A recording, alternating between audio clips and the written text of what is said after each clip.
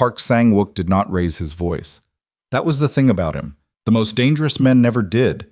He sat across from his nephew in the leather chair he had occupied for 30 years, fingers laced, expression calm, and said the words that would detonate everything. The woman is carrying someone else's child. You know this. The doctors told you the truth a decade ago. Whatever she's done, whatever she's told you, the biology does not lie. Your blood cannot produce an heir, and a man who cannot see that is a man who cannot lead. Ji-hoon said nothing. Sang-wook straightened his cufflink. Send her away tonight. If you've ever been told to abandon someone you loved based on a lie, someone else planted in your life, someone you trusted, then you already know what this story costs. Stay with us. Subscribe to this channel and follow every part of this story because what happens next will shake you to the core. Hit that like button and drop your city and country in the comments. Let me see how far this story travels. The pregnancy test was still in Zuri's hand when Ji-hoon went completely still. Not the kind of still that meant he was processing. Not the kind of still that meant he needed a moment. It was the stillness of a man whose entire architecture had just cracked down the middle. A man whose understanding of his own body, his own life, the 10 years of private grief he had carried like a stone in his chest, had just been called into question by a white plastic stick sitting in the palm of a woman he loved. He looked at the test. Then he looked at her. Zuri Monroe had not come to his office planning to deliver the news like this. She had spent 3 days sitting with it alone, turning the result over in her mind, going back to the pharmacy twice for different brands, standing in the bathroom of her apartment at 2 in the morning with the second test in her hand and the third still in the box, telling herself she would wait until she was certain before she said anything. She had not slept. She had barely eaten. She had rehearsed a dozen versions of this conversation, and none of them had felt right, and so she had finally just driven to Hanol House at 9 in the evening, walked past the kitchen staff, climbed the back stairwell to Ji-hoon's private office, knocked twice, and when he opened the door, she had simply held up the test because the words had stopped working. Now she stood inside the doorway, still in her chef's jacket, her hair pulled back, her eyes red, not from crying, but from 3 days of not sleeping, and she watched the man she loved become someone she did not recognize. Ji-hoon, she said. He did not move. Say something. He looked at this test again.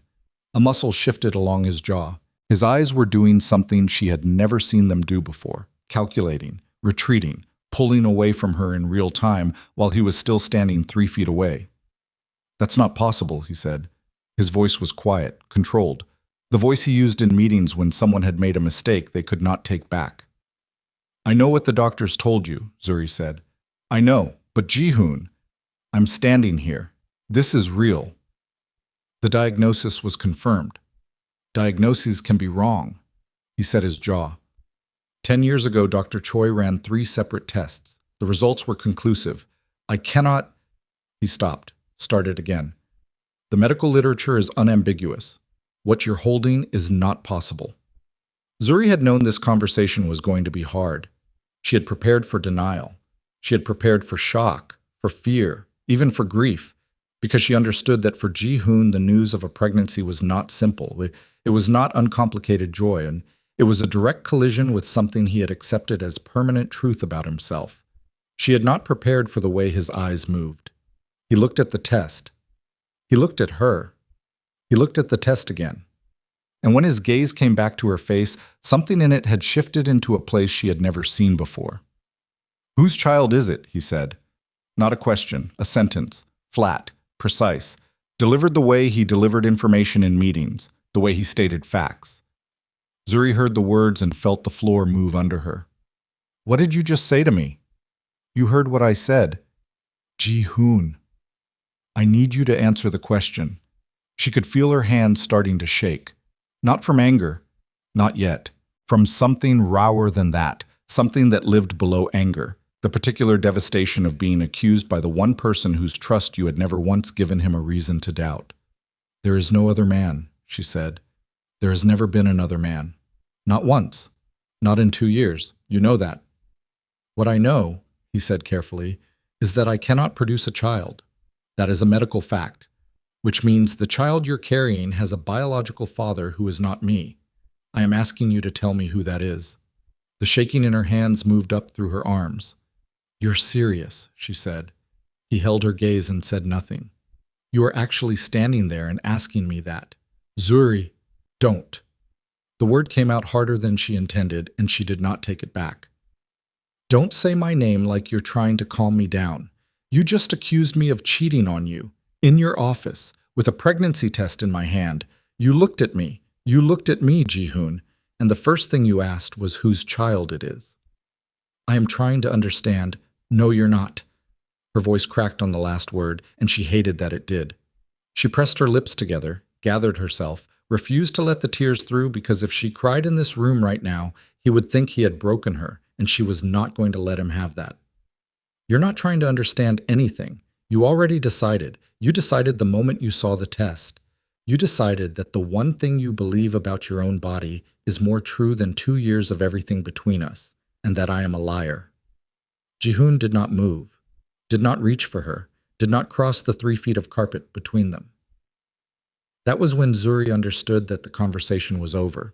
She looked at him for another moment. Memorizing, maybe, or confirming, or simply making sure she was seeing this clearly before she let herself believe it. Then she set the pregnancy test on the edge of his desk, very gently, the way you set down something that no longer belongs to you. "I'll be gone by morning," she said. She walked out of his office and down the back stairwell and through the kitchen where 2 of the line cooks looked up when they heard the stairwell door and then quickly looked back down at their stations because they knew better than to ask. She pushed through the rear exit and stood alone in the alley behind Haneul House in the cool night air and pressed both hands flat against the brick wall and breathed. She did not cry. Not yet. She had done this before, stood in an alley behind a kitchen she had loved and had to leave. The geography was different, the reason was different, but the particular weight of it, the specific gravity of having to walk away from something that had been hers, was familiar enough that her body knew what to do before her mind caught up. She straightened. She pulled out her phone. She called her sister in Atlanta. The phone rang 4 times before Kezia picked up with sleep still in her voice and said, "Zuri, it's almost 10. "I know," Zuri said. "I'm sorry. I need to talk." She had arrived in Los Angeles 11 months before meeting Ji-hoon with 2 suitcases, a culinary knife roll, and a reputation that had been systematically destroyed by people who had more to lose from the truth than she did. In Chicago, she had built something real. She had worked her way from prep cook to sous chef at Maison Delacroix, a French-influenced restaurant in the West Loop that had spent 4 years chasing its 3rd Michelin star. She had earned her position the slow way, 12-hour shifts, calloused hands, 2 years of arriving 45 minutes early every single morning, and she had been good enough that Chef Brennan had started putting her name on the menu. Then she had watched what Brennan did to the younger female kitchen staff. It had not been sudden. It had been gradual, the way those things always were. Small things first that could be explained away, then larger things that required more elaborate explanations, and then a night in the walk-in cooler when a 19-year-old named Maisie came out with her eyes completely blank and her hands trembling and went directly to the bathroom and stayed there for 20 minutes, and Zuri had stood outside the door and known. She had reported it. Her fiancé, Marcus, had told her she was making a mistake. Marcus worked pastry at the same restaurant, had his own ambitions, had spent 3 years cultivating his relationship with Brennan, and when Zuri submitted her formal complaint to the restaurant group's HR department, Marcus told her she was throwing everything away over something she couldn't prove. "I can prove it," she had said. "Maisie will talk." "Maisie will not risk her job," Marcus said. "Then I'll find someone else who will." "Zuri, think about what you're doing." She had thought about it. She had thought about it for exactly as long as it took her to realize that the man she was supposed to marry was asking her to be quiet for the sake of his career advancement. She submitted the complaint.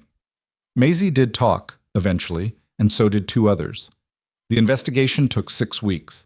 At the end of it, Brennan was placed on administrative leave pending review, which in restaurant industry language meant he would be quietly transitioned out with a reference letter and a handshake. Zuri was let go 3 days later for cultural fit reasons. Her name spent a month circulating through Chicago's culinary community in the way that made other kitchens suddenly have no open positions. Marcus moved out of their apartment and moved in with another cook from the restaurant, a woman who had not filed any complaints. Los Angeles had not been a plan. It had been the only city where no one knew her yet. She found Hanol House through a food blog she had been reading for years, an old post about a Korean grandmother's soup that had made the blogger cry at the table. The restaurant was in the eastern part of Koreatown, smaller than its reputation suggested, with a front dining room that needed new chairs and a kitchen that was cramped and hot and organized according to a logic that only made sense once you had worked in it for 3 weeks. The headline cook, a man named Do Seung-min, who was 47 years old and had been cooking in that kitchen since he was 22, told her flatly during her first week that he did not think an American woman who cooked Southern food had anything useful to contribute to a Korean kitchen.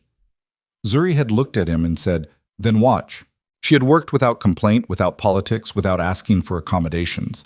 She had studied the menu the way she had once studied French technique, with total attention, with the understanding that mastery required humility before it allowed confidence. She learned the fermentation schedules for the house kimchi. She learned which suppliers Seung-min trusted and why. She learned the rhythm of service, the tempo of that specific kitchen, the way the orders stacked during the Saturday dinner rush. And when the restaurant's owner appeared one evening 6 weeks into her employment, sitting at the pass watching service with an expression that gave away nothing, she noticed him the way you noticed weather. You didn't ignore it, you just kept working. He asked to taste the doenjang ji gai she had adapted for a customer's dietary restriction. She had modified the base broth, adjusted the fermentation balance, added a small technique she had learned from her grandmother's approach to slow-cooked collard greens. A patience with the heat, a willingness to let the flavors develop without forcing them. Ji-hoon tasted it, set the spoon down. "The bitterness in the back," he said. "I know," she said. "Tell me where." He looked at her. "The doenjang is pulling against the broth instead of integrating. You've added something that doesn't belong. Or I've added something that changes what belongs." The kitchen went very quiet. Seung-min was looking at the ceiling. Ji-hoon said, "What did you add?" "A technique," she said, "not an ingredient." He held her gaze for a moment. Then he said, "Fix it." And he walked back out to the dining room. She fixed it. And when she brought the revised version to the pass 40 minutes later, a bowl she had reworked from the broth up, adjusting the timing, letting the doenjang find the broth on its own terms. Ji-hoon tasted it without looking at her, set the spoon down again, and said quietly, "That's my mother's soup." She had not known what to say to that. "She's been gone for 4 years," he said. "I haven't tasted that soup in 4 years." He did not look at her when he said it. He was looking at the bowl. Zuri watched the most controlled man she had ever met go somewhere far away for exactly 3 seconds, and then come back and straighten his jacket and walk away without another word. She understood, in that moment, that something had already begun between them that neither of them had authorized. The late-night visits started the following month. Not every night. 3 times a week, sometimes 4, always after the kitchen had closed and the last of the staff had gone home. He would come through the back entrance with a key she had not known existed and find her in the kitchen, either finishing her mise en place for the following day or just sitting at the prep table with a bowl of something she had made for herself, and he would sit across from her and they would talk. She learned quickly that Ji-hoon did not make small talk. He asked questions, and he listened to the answers with a quality of attention that was almost unnerving. The kind of listening that made you aware of exactly what you were saying because he was actually going to remember it. She told him about Chicago. Not everything at once, but in pieces, across different nights, the way you hand someone your damage when you've decided to trust them. Carefully, watching their face, ready to pull it back if they flinch. He never flinched. He told her much later about the organization, about the properties and the operations and the network of businesses that provided legal cover for the things that were not legal. He told her with the matter-of-fact candor of a man who had long since stopped apologizing for what he was.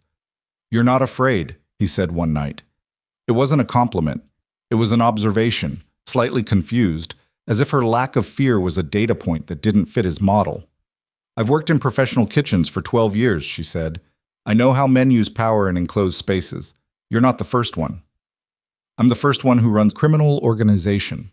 You're the first one who's honest about it," she said. "That actually makes you easier to trust." He had looked at her for a long moment after that, like she had said something that required recalibration. The night she made the stew, really made it, from the memory of the flavor he had described to her over 3 separate conversations, painstakingly reconstructed from the ingredients he remembered his mother keeping in the pantry when he was 11 years old. He had come in and sat down and taken 1 spoonful and set the spoon in the bowl and pressed 2 fingers to his mouth and not spoken for almost a full minute. She did not fill the silence. He said finally very quietly, "How?" "You told me enough," she said. "I filled in the rest." He looked at her across the prep table with an expression that had nothing controlled in it, nothing calculated, nothing of the man who ran meetings and made decisions and kept the most feared network in Koreatown operating with the precision of a watch. He looked like a man who had not expected to be known. "There's something I need to tell you," he said. She waited. He told her about the diagnosis, about Dr. Choi and the 3 tests and the results, and the decade of carrying a fact about himself that had quietly shaped every decision, every distance he had kept from people, every relationship he had ended before it could want something from him he could not give, every time he had stood at the edge of something real and let himself step back. He told her without self-pity, just the facts, laid out in sequence, the way he handled everything. When he finished, she said, "I'm not going anywhere." "Zuri, don't." She leaned forward, both arms on the prep table, and held his gaze. "Don't explain to me what I should want. Don't tell me what my future should require. I'm a grown woman, and I know what I'm choosing." I was quiet for a long time.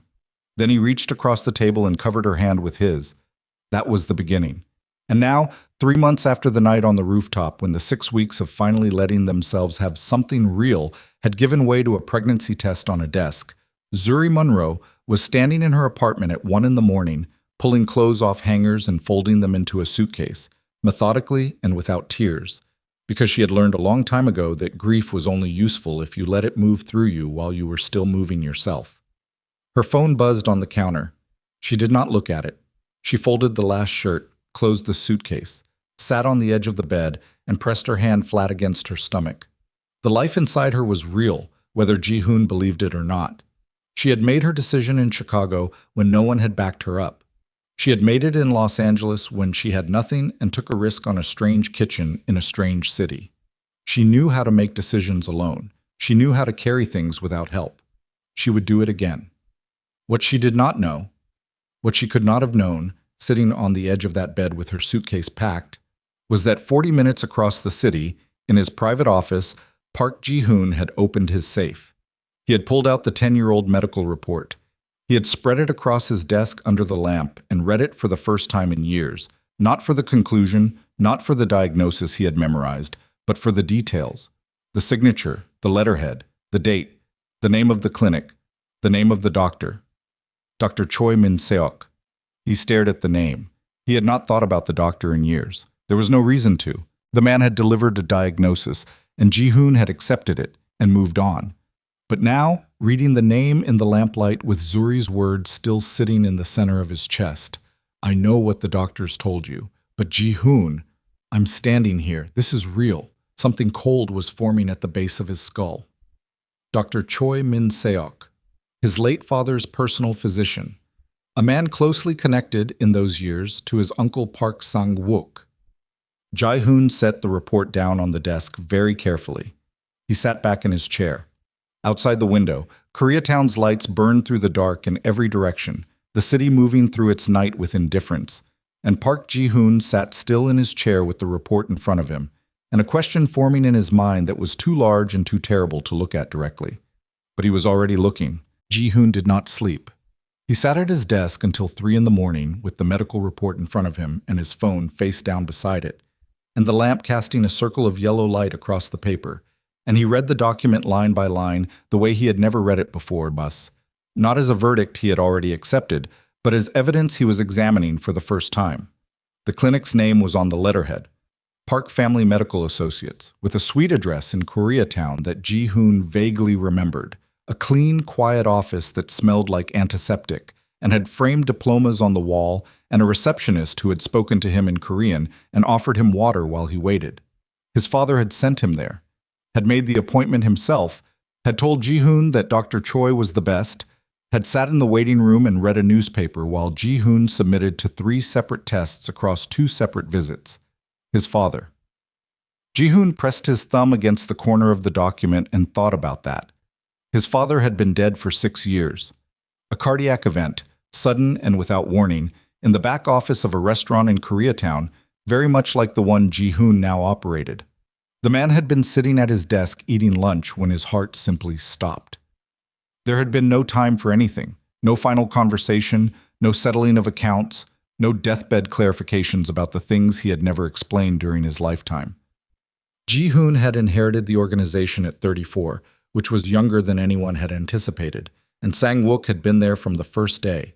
Steady, knowledgeable, indispensable, the uncle who knew where everything was buried because he had helped bury most of it. Ji-hoon had leaned on him in those first 2 years more than he had leaned on anyone in his life, and Sang-wook had never once made him feel the debt.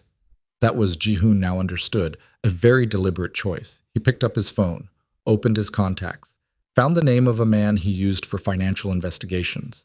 A former accountant named Lim, who had worked for 3 different law firms before a gambling debt had made him available for less official arrangements.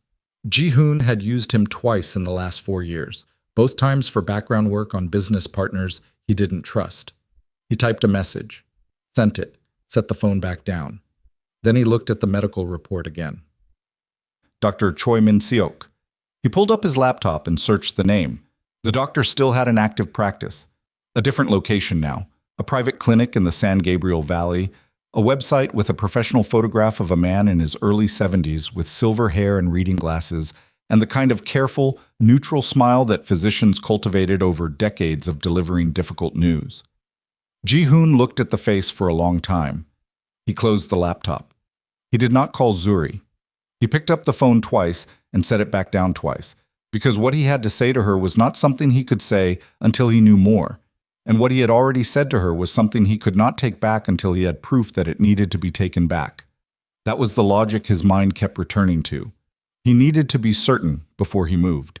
He did not examine what that logic was costing him in the meantime. Zuri woke at 6 with her suitcase still packed by the door and her hand on her stomach and the specific heaviness in her chest that came from sleeping badly after crying. She had cried eventually, alone in the dark, the way she cried when she needed to get it out so she could function afterward. She lay there for a moment, let herself feel it. Then she got up, made coffee, sat at the kitchen table with both hands around the mug, and called her sister back. Kezia picked up on the first ring. She had clearly been waiting. "Tell me what happened," Kezia said. Zuri told her. All of it, concisely, the way she handled things when emotion was something she was working around rather than into. The pregnancy. The test. The office. The question Ji-hoon had asked. When she finished, there was a silence on the line, and then Kezia said, very controlled, "I'm going to need you to give me a moment before I respond. Take your time." He asked whose child it was. "Yes." "While you were standing in front of him." "Yes, Kez." "That man," Kezia said, and stopped. Started again. "I want to be fair because you love him, and I'm trying to understand his position, but Zuri, baby, he looked at you and asked you that. He believes he can't have children, medically. The diagnosis was 10 years ago, and he's carried it for 10 years, Kez. I know what it looked like to him. I don't care what it looked like, I care what he did." Zuri pressed her lips together. "So do I." Another silence. Then Kezia said, softer, "Where are you going?" "I don't know yet. Away from Los Angeles. Somewhere I can figure out what I'm doing next." "You could come here." "I know." "Zuri." "I know, Kez. Let me think." She hung up and sat with the coffee going cold between her hands and looked at the suitcase by the door and thought about the life she had built here, the second life, the one she had built out of nothing after Chicago had stripped everything else away. The kitchen at Hanewell House, the staff who had stopped treating her like an outsider 6 months in, the menu she had spent a year learning and then slowly, carefully begun to contribute to, a dish here, a technique there, nothing imposed, everything earned. She thought about Seung-min watching her plate up the doenjang-ji guy the first time she had modified the base broth, his arms crossed, his face arranged in the expression he used when he was trying not to admit he was interested. She thought about the way he had tasted it and said nothing for a moment and then said, "Again," meaning do it again so I can decide if it was real. She thought about Ji-hoon sitting across the prep table from her at midnight with his jacket off and his sleeves rolled and a bowl of food in front of him, asking her questions about Chicago with that attention he gave everything, and the way it had felt to be known by someone who knew exactly what he was and had decided to show her anyway. She picked up the suitcase and moved it from the door to the closet. She was not leaving today. She did not know why. She sat back down at the kitchen table and examined the decision and could not fully account for it, except that she had never yet run from something before she understood it, and she did not understand this yet. Lim called back at 10:15. Ji-hoon was at Hanul House by then, in his office, having driven there at 8 because sitting in his apartment had become intolerable. The kitchen staff arrived at 9:30 for prep, and through the floor he could hear the sounds of the morning beginning, the clatter of equipment, the hiss of the ventilation system, the low conversation in Korean between Seung-min and the morning prep cook. Zuri was not there. He had known she would not be. He answered Lim's call on the second ring. Financial background on Dr. Choi Min-seok, Lim said, without preamble. What's the scope? 10 to 15 years back. Any large deposits, any unusual transfers, any property acquisitions. Look for anything that doesn't match his legitimate income. Timeline for results? 48 hours. A pause. That's aggressive. I'll pay for aggressive. You always do. Lim hung up. Ji-hoon set the phone on the desk and looked at the wall. The office was small and spare. A desk, 2 chairs, a filing cabinet, a framed photograph of his mother's original menu that she had handwritten and that he had kept because it was the only thing of hers that had stayed in the building after she died. He looked at the photograph. Her handwriting, careful and deliberate, each item listed in Korean with the price alongside. His mother had loved this restaurant with a specificity that went beyond sentiment. She had built the menu herself, had sourced the suppliers herself, had trained the kitchen staff herself over decades. After his father died, it was the restaurant she had come to every day, not the organization's offices, not the properties, the restaurant, the kitchen, the thing she had actually chosen rather than inherited. She had died 4 years ago. Ji-hoon had been told it was her heart. He had not questioned it at the time. She had been 63 and had carried the grief of his father's death in her body in a way that had visibly aged her, and when her doctor had called him with the news, he had accepted it as the kind of loss that arrived without warning, because loss in his world rarely announced itself in advance. He had not questioned it. He looked at the menu on the wall. His phone buzzed. He looked at the screen. Park Sang-wook. Ji-hoon stared at his uncle's name for 3 full rings before he answered. "You're at the restaurant early," Sang-wook said. His voice had the texture of old wood, dense, settled, giving nothing away. "How do you know where I am?" "I know where you always are." A brief pause that contained the implication of everything Sang-wook knew and had never needed to say aloud. "I heard there was a situation last night." Ji-hoon felt the back of his neck go cold. "Where did you hear that?" The woman left the building distressed. "These things travel. You have someone watching the restaurant." "I have someone watching you," Sang-wook said, with the patience of a man correcting a minor factual error. "As I always have. As your father asked me to. Ji-hoon, we need to talk about this woman. Her name is Zuri." "I know her name." "Then use it." A silence. When Sang-wook spoke again, his voice had not changed in temperature, but something in its texture had shifted, the way a surface looks different when the light changes angle. "I've given you considerable latitude with this relationship, more than your father would have. But a pregnancy is a different matter. If the child is not yours..." "I will call you tomorrow," Ji-hoon said, and ended the call. He set the phone face down on the desk and sat very still with both hands flat on the surface and breathed.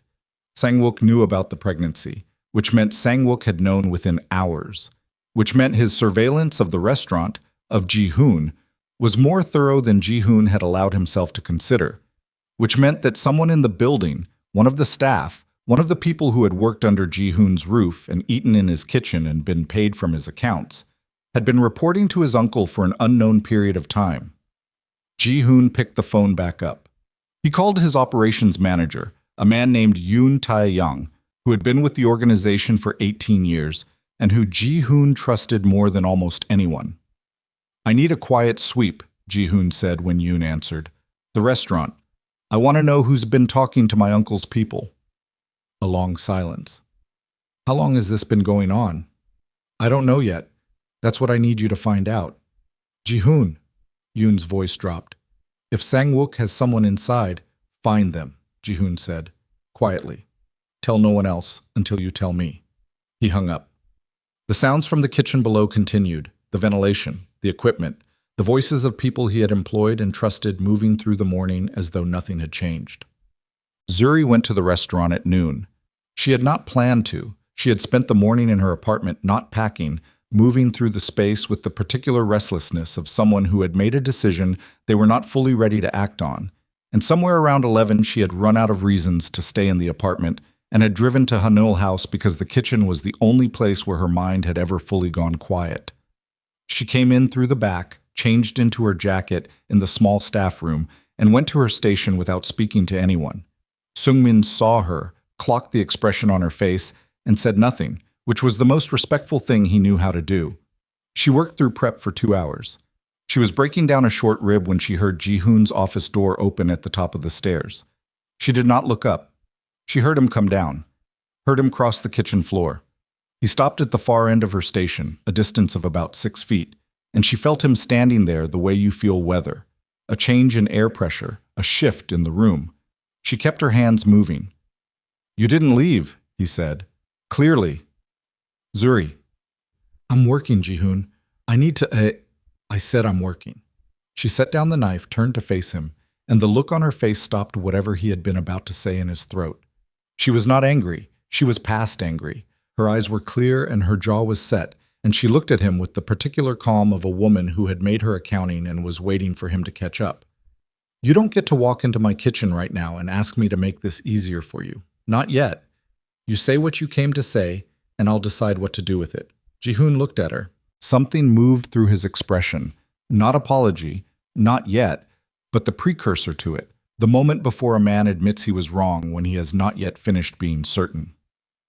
"I'm investigating the diagnosis," he said. She waited. "Dr. Choi, his financials, his connection to my uncle. I'm having it looked into." She held very still. "You think the diagnosis was wrong. I think it may have been falsified." The words sat between them.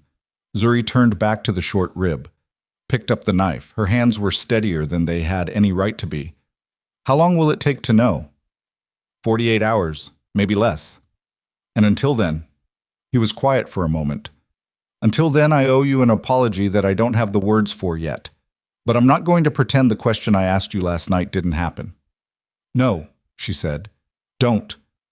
She heard him start to say something else. Then stop. Then he turned and walked back through the kitchen and up the stairs, and she heard his office door close, and she put the knife down and pressed both hands flat on the prep table and stared at the counter for a moment before she could pick the knife back up again. Sungmin, at his station 10 feet away, looked at the wall directly in front of him and found something very interesting there for the next several minutes. Lim called back in 36 hours, not 48, which meant what he had found had not required digging so much as knowing where to look. Ji-hoon took the call in his car, parked in the structure behind Hanul House with the engine off, because he did not want to be in a room with walls while he heard whatever was coming. 3 separate deposits, Lim said. 2 in the first year after the diagnosis, 1 14 months later. Total amount, he paused, $280,000. Moved through a personal account and then into a property purchase. Ji-hoon said nothing. The property is a house in Pasadena. Title transferred to Dr. Choi's wife's name. The funds originated from a holding company registered in Nevada. Shell structure, 3 layers. But the beneficial ownership traces back to a management company that I recognize from previous work I've done adjacent to your family's business interests. The parking structure was very quiet. A car passed somewhere below, tires on concrete, and then silence. "Say the name," Ji-hoon said. "The management company is registered to a man named Park Sung-ryul. He's listed as a business associate of Park Sang-wook in a 2009 regulatory filing I found." Ji-hoon pressed his hand over his mouth. "There's something else," Lim said. "The timing of the deposits. The first one arrived 9 days after Dr. Choi would have completed his examination and delivered the diagnosis. 9 days, Ji-hoon. That's not a coincidence. That's payment." Ji-hoon sat in the car and breathed. 10 years. He had spent 10 years believing a lie that had been purchased for $280,000 and delivered by a man his father had trusted. A lie that had shaped every relationship he had retreated from, every intimacy he had held at arm's length, every night he had spent alone with the quiet certainty that certain things were simply not available to him. A lie that had almost cost him Zuri, that had almost cost him his child. "Is the doctor still at his practice in San Gabriel?" Ji-hoon said. "As of this morning, yes." "Thank you, Lim." He ended the call. Sat for another full minute without moving. Then he started the car. I was halfway to the freeway when his phone rang through the car's speakers. He glanced at the screen on the dashboard. "Yoon Tae-yang," he answered. "What did you find?" "The kitchen," Yoon said. He sounded like a man choosing his words with significant care. "One of the suppliers, a delivery driver who makes 3 weekly runs to Hanol House. He's been on Sang-wook's payroll for at least 14 months. He had a contact inside the restaurant. One of the wait staff, a kid named Park Jun-seo, 22 years old, been working the front of house for 8 months. Ji-hoon's hands tightened on the wheel. What did Jun-seo have access to? Conversations. The kid positioned himself near the kitchen pass during service. If you talked to anyone within range of the pass, he heard it. Yoon paused. He heard the conversation last night, meaning Sang-wook had not learned about the pregnancy from someone outside the building. He had learned about it from inside it, from a boy who had been placed there, or turned, or compromised, at 22 years old, working a restaurant job, recruited into an old man's surveillance network. Pull him, Ji-hoon said. Not tonight, tomorrow, quietly. Have someone talk to him. Not rough Yoon, I mean it. Just find out what he's reported and when it started. And the supplier? Cut the contract. Find a reason. I don't want him within a kilometer of this building. Understood. Another pause. Ji-hoon, how deep does your uncle have his hands in the operation? Ji-hoon watched the freeway entrance ramp rise in front of him. I'm about to find out, he said. Tick. He did not go to San Gabriel that day. He went instead to a house in Alhambra, where an elderly woman named Han Bok-soon lived alone with a small garden and a rotating cast of neighborhood cats that she fed but refused to claim ownership of. Mrs. Han had worked in the Park household for 26 years, had cooked and cleaned and managed the domestic life of Ji-hoon's parents with a loyalty that had never been questioned or, he now realized, fully acknowledged. She had retired 3 years ago, after Ji-hoon's mother died. He had set up a monthly account for her. He visited twice a year. She always made tea and they always talked about the restaurant, and she always, at some point, asked him if he was eating properly, and he always said yes, even when it wasn't true. He knocked on her front door at 3 in the afternoon. She opened it and looked at him, and her expression shifted the way old women's expressions shifted when they saw something they had been waiting for and dreading simultaneously. Come in, she said. I'll make tea. He sat at her kitchen table while she put the kettle on. The kitchen smelled like sesame oil and something sweet from a pot on the stove.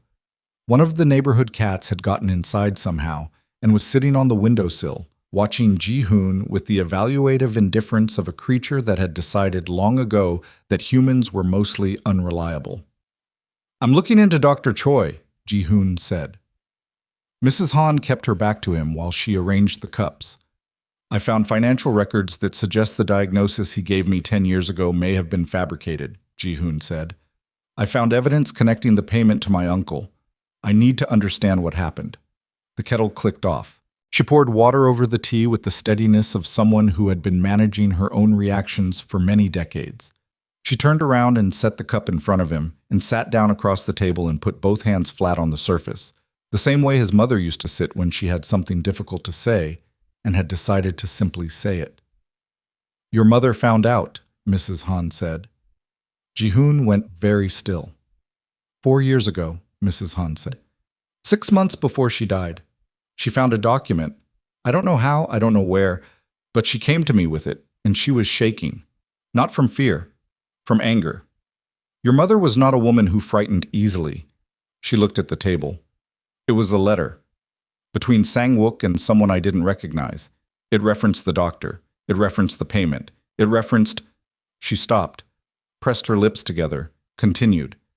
It referenced a conversation Sang-wook had with your father before the diagnosis was arranged. Your father had expressed concern that Ji-hoon was becoming too emotionally capable, too likely to form a family independent of the organization's structure. Sang-wook had agreed that children would create a competing branch of the family's authority. The cat on the windowsill yawned and resettled its paws. My father knew, Ji-hoon said. Your mother believed he may have been the one who authorized it, Mrs. Han said, and that the knowledge of what he had done was part of what killed him. The kitchen was very quiet. She was going to expose it, Ji-hoon said, wasn't she? She had written letters, Mrs. Han said, to 3 of the senior men in the organization, documenting everything she had found.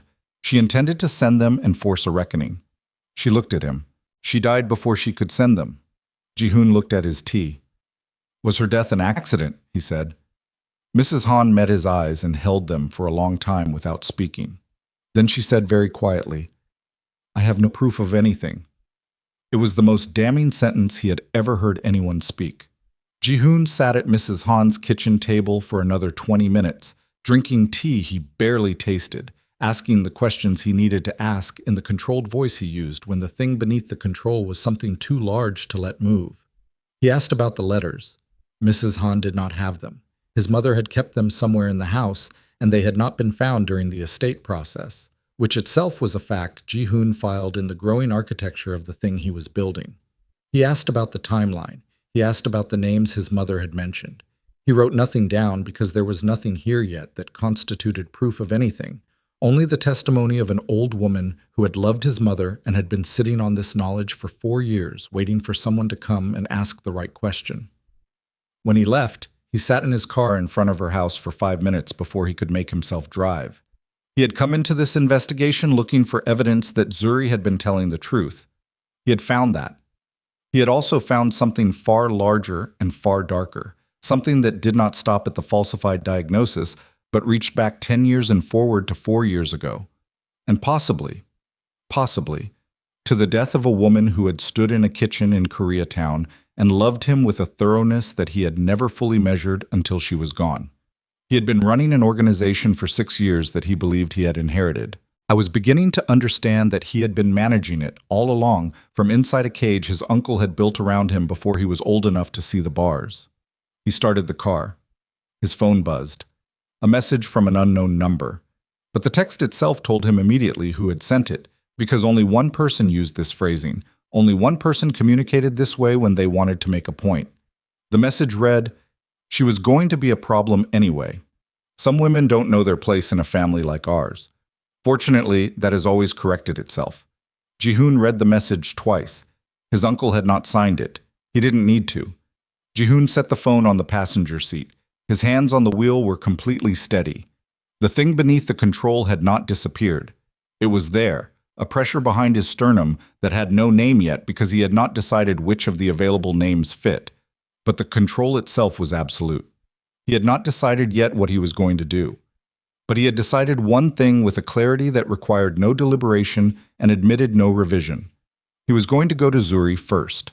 Everything else, Sang-wook, Dr. Choi, the organization, the question of his mother's death, everything else would wait until he had looked Zuri Monroe in the eye and said what he should have said the moment she walked into his office and held up that test. He had accused her of the one thing she had never done and could never do.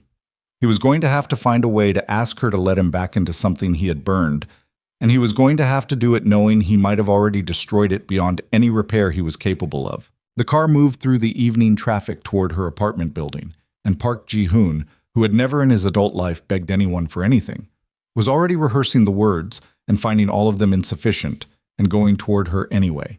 He knocked on her door at 7:14 in the evening. He knew the exact time because he had sat in the car in front of her building for 11 minutes before he got out, and he had checked the clock twice during those 11 minutes, not because the time mattered, but because his mind needed something concrete to hold on to while the rest of it was doing something he did not have a name for. She did not answer immediately. He knocked again. Not hard. Just twice, the way he always knocked, and he stood in the hallway outside her apartment door with his hands at his sides and waited. The door opened on the chain. One eye. A strip of her face. The hallway light catching the angle of her jaw. She looked at him for a moment without speaking. I need to talk to you, he said. You needed to talk to me 2 nights ago, she said. You talked. Zuri? That's not a magic word, Ji-hoon. I know. He held her gaze through the gap. I know it isn't. I'm not here to use your name at you. I'm here because I found something and you need to hear it, and I need to say it to your face, not through a door, but I will say it through the door if that's what you'll allow me. A long pause. The chain was still on. What did you find? She said. The diagnosis was bought, he said. My uncle paid Dr. Choi $280,000, 9 days after the examination was completed. There are financial records, property transfers, a shell company. Lim found all of it in 36 hours because it wasn't hidden well. It was hidden well enough for a man who had no reason to look, which is what I was for 10 years. The strip of her face did not move. There's more, he said. My mother found out 4 years ago. She was going to expose it. She wrote letters to the senior men in the organization. She died before she could send them. He paused. Let that sit. Mrs. Han told me.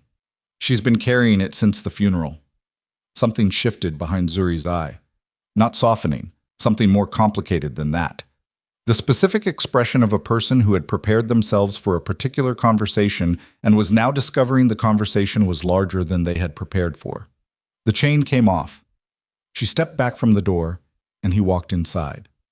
She had not fully unpacked. The suitcase was in the closet, but the closet door was open and he could see it standing there. Still zipped, still packed, occupying the space between leaving and staying that she had apparently decided to inhabit without resolving. She sat down at the kitchen table, did not offer him coffee, did not ask him to sit. He sat anyway, across from her, and put both hands on the table where she could see them. Say all of it, she said. He said all of it. He walked her through the financial records first, the amounts, the dates, the shell company, the property in Pasadena that now belonged to Dr. Choi's wife. He watched her face while he talked. She was listening the way she cooked, with her whole attention, processing, not interrupting, filing each piece of information in its place before moving to the next. Then he told her about his father, the part that Mrs. Han had relayed carefully, with the qualification that his mother had believed it rather than proven it, that his father had been part of the original conversation with Sang-wook, had perhaps authorized it, had spent the last years of his life carrying the weight of what he had done to his own son. Zuri's jaw tightened when he said that. Your father, she said. I don't know the full truth of his involvement, Ji-hoon said. I may never know. He's been dead 6 years. But your uncle is alive. Yes. She looked at the table, her thumbnail pressed against the edge of the wood. And your mother died before she could tell anyone. Yes. And you think... She stopped. Ji-hoon, do you think Sang-wook had something to do with her death? He met her eyes. Mrs. Han has no proof, neither do I. But my mother was 63 and healthy. She confronted Sang-wook about the falsified diagnosis and died 4 months later, before she could send letters she had already written. He paused. I don't know what I think. I know what I feel. Zuri pushed back from the table and stood up and walked to the window. Stood there with her arms crossed, looking out at the street below. A bus went past. A couple walking a dog. The ordinary machinery of a city that had no interest in the particular catastrophe happening 6 floors above it. You accused me, she said. She said it to the window. I know. You looked at me. Ji-hoon, you looked at me after 2 years, and the first place your mind went was that I had been with someone else. Yes. That's what you believed about me. He did not offer a defense. He sat at her kitchen table and accepted the accounting because it was accurate and she had earned the right to deliver it. She turned from the window. Her eyes were dry. She had decided not to cry in front of him, and she was keeping that decision. You have to understand something, she said. I'm not going to pretend what you said didn't happen. I'm not going to let you hand me a pile of evidence and watch me fold it away and go back to how things were before. That's not who I am. I'm not asking you to. Then what are you asking? He was quiet for a moment. Then he said, I'm asking you not to leave Los Angeles. Not yet. Not until I've dealt with Sang-wook. After that, he paused. After that, whatever you decide, I'll accept. She looked at him for a long time. And the baby, she said. He held her gaze and said, steady, without hesitation. The baby is mine. Whatever happens between us, that child is mine, and I will be in that child's life for the rest of my life. That is not negotiable, and it is not conditional. Something in her shoulders shifted. Not relief exactly. More like the release of a tension she had been holding since the moment he had asked his terrible question. Okay, she said. I won't leave yet. He nodded, started to stand. Ji-hoon. He stopped. Don't come to the apartment again without calling first, she said. I need the space of that. You calling before you come. Can you do that? Yes, he said. He left without touching her. He went after Dr. Choi the following morning. Not with men. Not with the infrastructure of the organization brought to bear on a 72-year-old doctor in the San Gabriel Valley. He drove there alone, parked in the lot of the medical building, walked into the practice at 9:15 when the first patient of the day had just arrived, told the receptionist his name, and watched her face change when she processed who was standing in front of her. Dr. Choi kept him waiting 14 minutes. Ji-hoon sat in the waiting room and looked at the diplomas on the wall and the neutral watercolor prints and the rack of health magazines, and he kept his breathing even and his hands still, and he thought about nothing except the specific sequence of what he intended to say. The nurse came out and led him back. Dr. Choi was standing when Ji-hoon came into the examination room, standing, not sitting, which meant he had spent the 14 minutes deciding that he needed the physical advantage of being upright. He was a slight man, silver-haired, the reading glasses from the website photograph now hanging from his breast pocket. He had the look of someone who had been moderately frightened for the last 14 minutes and was doing an adequate job of not showing it. Mr. Park, he said. Doctor, Ji-hoon said, and sat down in the patient's chair without being invited to, which immediately reversed whatever positional calculation the doctor had made. Choi sat as well, behind the desk, because standing alone was worse. I imagine you know why I'm here, Ji-hoon said. I'm not sure I do. $280,000, Ji-hoon said, transferred across 3 payments into an account you held jointly with a Nevada holding company. The first payment arrived 9 days after you delivered a diagnosis of permanent infertility to a patient who was, in fact, fertile. Dr. Choi looked at the desk. The patient was me, Ji-hoon said. The doctor said nothing. His hands were flat on the desk and his jaw was working slightly, the way jaws did when the mouth was deciding whether speech was a good idea. I have the financial records, Ji-hoon said. I have the property transfer. I have the shell company traced back to my uncle's business associate. What I need from you is a signed confession and your testimony, in person, before the senior leadership of my family's organization. He paused. In exchange, I will provide you with complete protection from any consequences arising from that testimony, legal and otherwise. Whatever my uncle has threatened you with, or whatever you fear he might do, I will ensure it does not happen. Dr. Choi looked up from the desk. His face was doing several things at once. The calculation, the fear, the very old guilt that had clearly not rested comfortably in him for 10 years regardless of the house in Pasadena. If I testify against Sang-wook, he said carefully, the protection you're offering, how can you guarantee it? Because I run the organization, Ji-hoon said. Not him. He has never run it. He has operated adjacent to it for 30 years and convinced everyone, including me, that his influence was equivalent to authority. It is not. The authority is mine, and I am sitting in your office telling you directly what I will and will not permit. Choi was quiet for a long moment. He told me, the doctor said slowly, that if I ever disclosed what I had done, he would ensure my medical license was revoked and my family would lose the house. He looked at Ji-hoon. He said he had documentation of several other arrangements I had made over the years, arrangements that were not legal. He's been holding that over you for 10 years. Yes. Ji-hoon looked at him without expression. Give me the documentation of those other arrangements first, before I take it to anyone. I want to see what he has on you. The doctor blinked. Why? Because if I'm going to protect you, I need to know the full scope of what I'm protecting you from. It took Dr. Choi another 4 minutes to make his decision, and Ji-hoon watched him make it in real time. Watched the fear move through the calculation, and the guilt move through the fear, and the arithmetic of 10 years of compromised sleep finally land somewhere definitive. The doctor opened his desk drawer and removed an envelope. Ji-hoon took it, did not open it in the room. stood, put it in his jacket pocket, and looked at the doctor. "I'll have my attorney draw up the protection agreement," he said. "You'll sign the confession when it's in place. 3 days."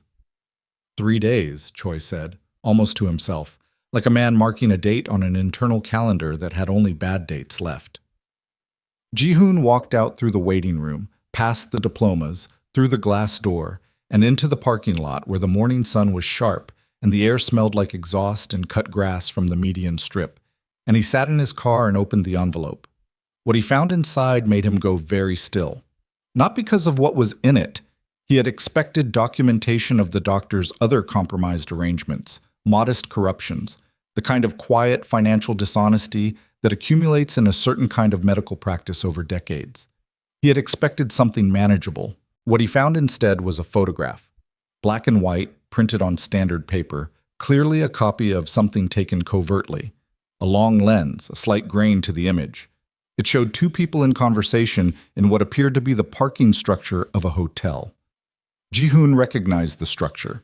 It was the Park Grande in Koreatown, where the family had held events for 20 years. One of the people in the photograph was Park Sang-wook. The other was a man Ji-hoon knew very well, a man named Baek-hyun-soo, who was the second most senior figure in the organization after Ji-hoon himself. The man who handled the financial architecture of the network's legitimate holdings, who had been with the organization for 22 years, who Ji-hoon had trusted without reservation. The photograph was dated 6 weeks ago. Ji-hoon looked at it for a long time. Then he turned it over. On the back, in Dr. Choi's handwriting, "He came to me 3 weeks after this was taken. He knows you're investigating. He told me not to speak to you under any circumstances and that the arrangement had new terms." Ji-hoon set the photograph on the passenger seat. Baek-hyun-soo. Not just Sang-wook. Not just an uncle operating from the outside, pulling strings through paid informants and surveillance drivers. This was inside. This was the man who managed Ji-hoon's accounts, who sat in his meetings, who reviewed his operational decisions and offered counsel that Ji-hoon had weighted seriously because he had believed it came from loyalty. Sang-wook did not just have a plant in the restaurant, he had the organization's second in command. Ji-hoon picked up his phone, opened his contacts. His thumb hovered over Yoon Tae-young's name. He stopped, because Yoon was the one who had found the surveillance driver. Yoon was the one who had identified the young waiter in the front of house. Yoon was the one who had delivered that information quickly, cleanly, and Ji-hoon had accepted it as loyalty. But Yoon had not found Baek-hyun-soo. Yoon had found the small pieces, the obvious ones, the ones that, if you were managing the discovery process from the inside, you would want found, the decoys, the minor sacrifices that made the investigator feel they were making progress while the real architecture stayed intact. Ji-hoon sat in the parking lot of a medical building in San Gabriel with a photograph on his passenger seat and understood, fully and without the comfort of uncertainty, that he did not know how far the rot went. He did not know who was clean.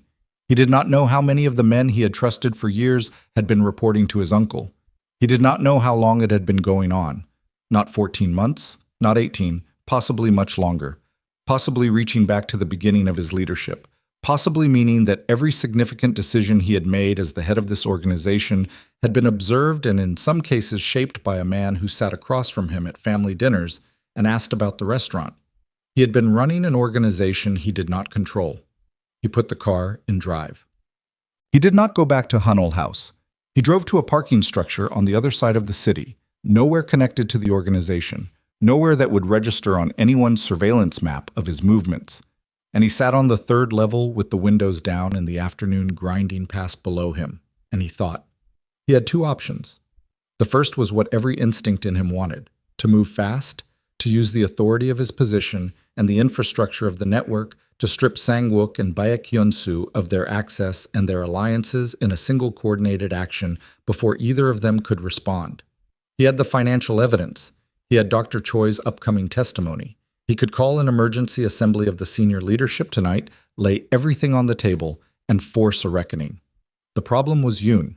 If Yoon was compromised, and the photograph of Baek-hyun-soo meant Ji-hoon could no longer assume anyone wasn't, Then the moment Ji-hoon made a phone call or sent a message through any channel Yoon had access to, Sang-wook would know. And if Sang-wook knew, he would move first. He had resources Ji-hoon was still mapping. He had alliances Ji-hoon hadn't identified. He had 22 years of Baek Hyun-soo's financial knowledge, which meant he understood the organization's accounts and assets in ways that Ji-hoon relied on others to manage. And he had something else. He had the text message he had sent Ji-hoon the night before. Some women don't know their place in a family like ours. Fortunately, that has always corrected itself. Ji-hoon had been reading that as a threat about his mother. Sitting in the parking structure, he read it again and heard something different. Fortunately, that has always corrected itself. Present tense. The word always. Not a reference to something that had happened. A statement about how things worked. About what happened to women who became problems in families like theirs. Zuri. He had his phone out and was dialing before the thought had fully completed. She picked up on the third ring. Ji-hoon, I said call before you come, not... Are you at the apartment? He said. A pause. She heard something in his voice.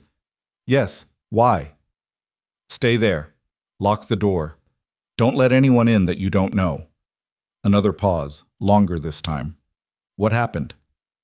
I'll explain when I get there. How long ago did you last go out? This morning. I've been home since noon. Ji-hoon, I'm 20 minutes away, he said. Keep the door locked. He was already moving. Och. She had the door open on the chain again when he arrived, but this time she took the chain off before he could speak. She stepped back and he came inside and she looked at his face and said, sit down and tell me everything. He told her about Baek Hyun-soo, about the photograph, about the message from Sang-wook, and the way he had reread it in the parking structure. Zuri listened without interrupting. She was sitting very straight in the kitchen chair, both feet flat on the floor, hands in her lap, and she listened the way she had listened to everything he had ever told her, with the full weight of her attention and none of the panic that a lesser person might have deployed to make themselves feel like they were doing something. When he finished, she said, he's threatening me. I believe so, yes. To keep you from moving against him. You are, Ji-hoon said carefully, the clearest vulnerability I have, the most accessible. He knows that. She looked at him.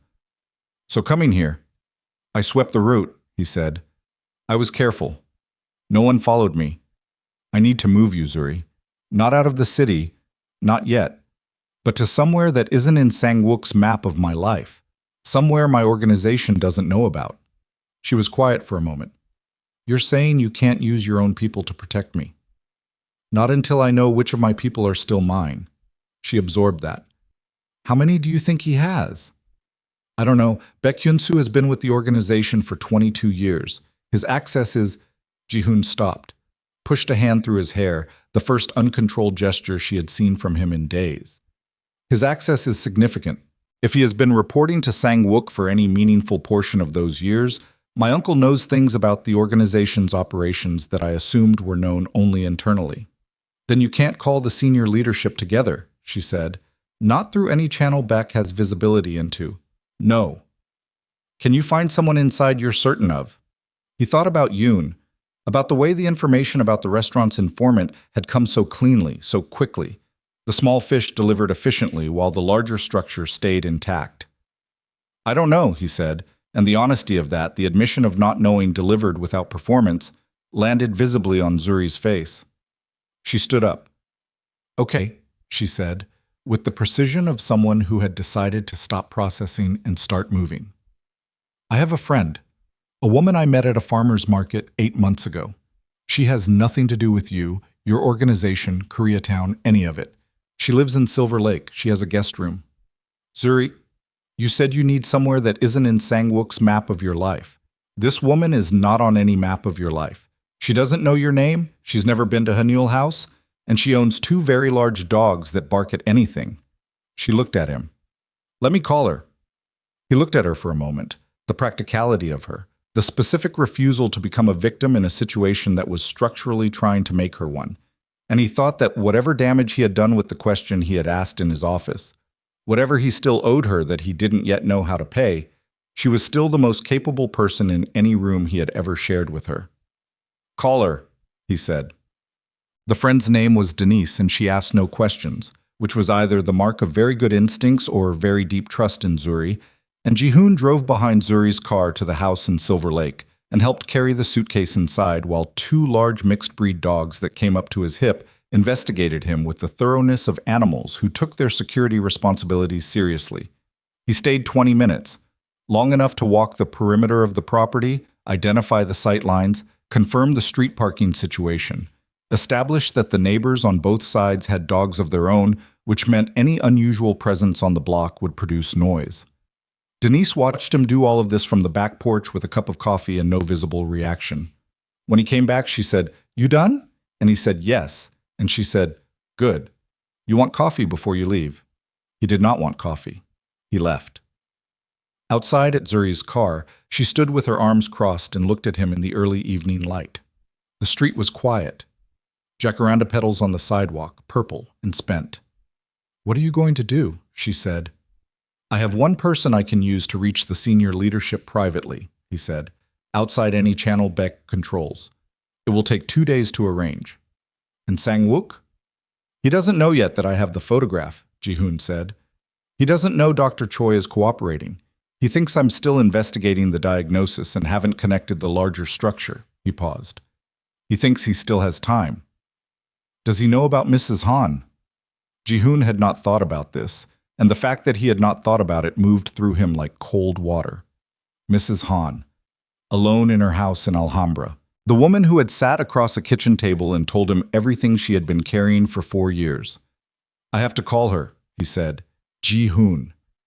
Zuri put her hand on his arm, briefly, the first time she had touched him since before the office, and then took it back. "Be careful." He nodded. He got in the car and called Mrs. Han as he pulled away from the curb and listened to it ring and ring and ring, and when her voicemail picked up after the 8th ring with her careful recorded greeting, Ji-hoon pressed the accelerator down and pointed the car toward Alhambra, with his jaw set and the particular dread in his chest of a man who had been one step behind at every turn and was beginning to understand that the person he was dealing with had been playing this specific game for 30 years and had never once, in all of that time. Mrs. Han answered on the 11th ring. Ji-hoon heard the click of the line connecting and felt something in his chest release that he had not fully acknowledged was locked. "I'm fine," she said before he could speak. "I'm in the garden. I don't always hear the phone." "Mrs. Han." He was still driving, still moving through evening traffic toward Alhambra, and he made himself ease off the accelerator. "Has anyone come to the house today? Any visitors, any cars you didn't recognize on the street?" A pause. "No. Why?" "I need you to stay inside tonight. Lock the doors. If anyone comes to the door that you don't know, do not open it. Call me immediately." Another pause, longer. When she spoke again, her voice had changed. Not frightened, but alert in the way of a woman who had spent 26 years in a household where certain tones of voice meant certain things. "What happened?" "I found out more than I expected," he said. "Sang-wook may know that I spoke to you. I don't know yet. I'm not going to wait to find out." "Ji-hoon." Her voice was steady. "I've been managing that man's awareness of me for 4 years. I know how to be invisible." "I know you do. I'm still sending someone to the house tonight." "Someone I can trust?" The question landed exactly as she intended it to. Precise, pointed, carrying everything he had told her about Baek Hyun-soo and the compromised interior of his organization without needing to reference any of it directly. "Someone outside the organization," he said. "A private contractor, former law enforcement, no connection to the network. I'll have him there within the hour." "All right," she said. "I'll make extra rice." He almost said something, stopped, said, "Thank you, Mrs. Han," and ended the call. He pulled to the shoulder, put the car in park, and spent 4 minutes making 3 calls. One to a security contractor named Robles, who had done work for him twice before and had no organizational ties.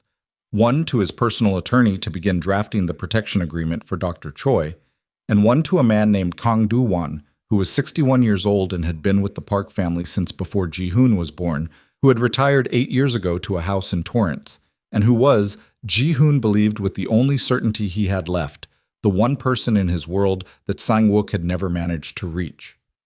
Kang picked up on the second ring. "I need to see you," Ji-hoon said. "Tonight. Not at the restaurant. Not anywhere connected to the organization." A brief silence. Kong's breathing was the measured breathing of a man who had never been easily rattled.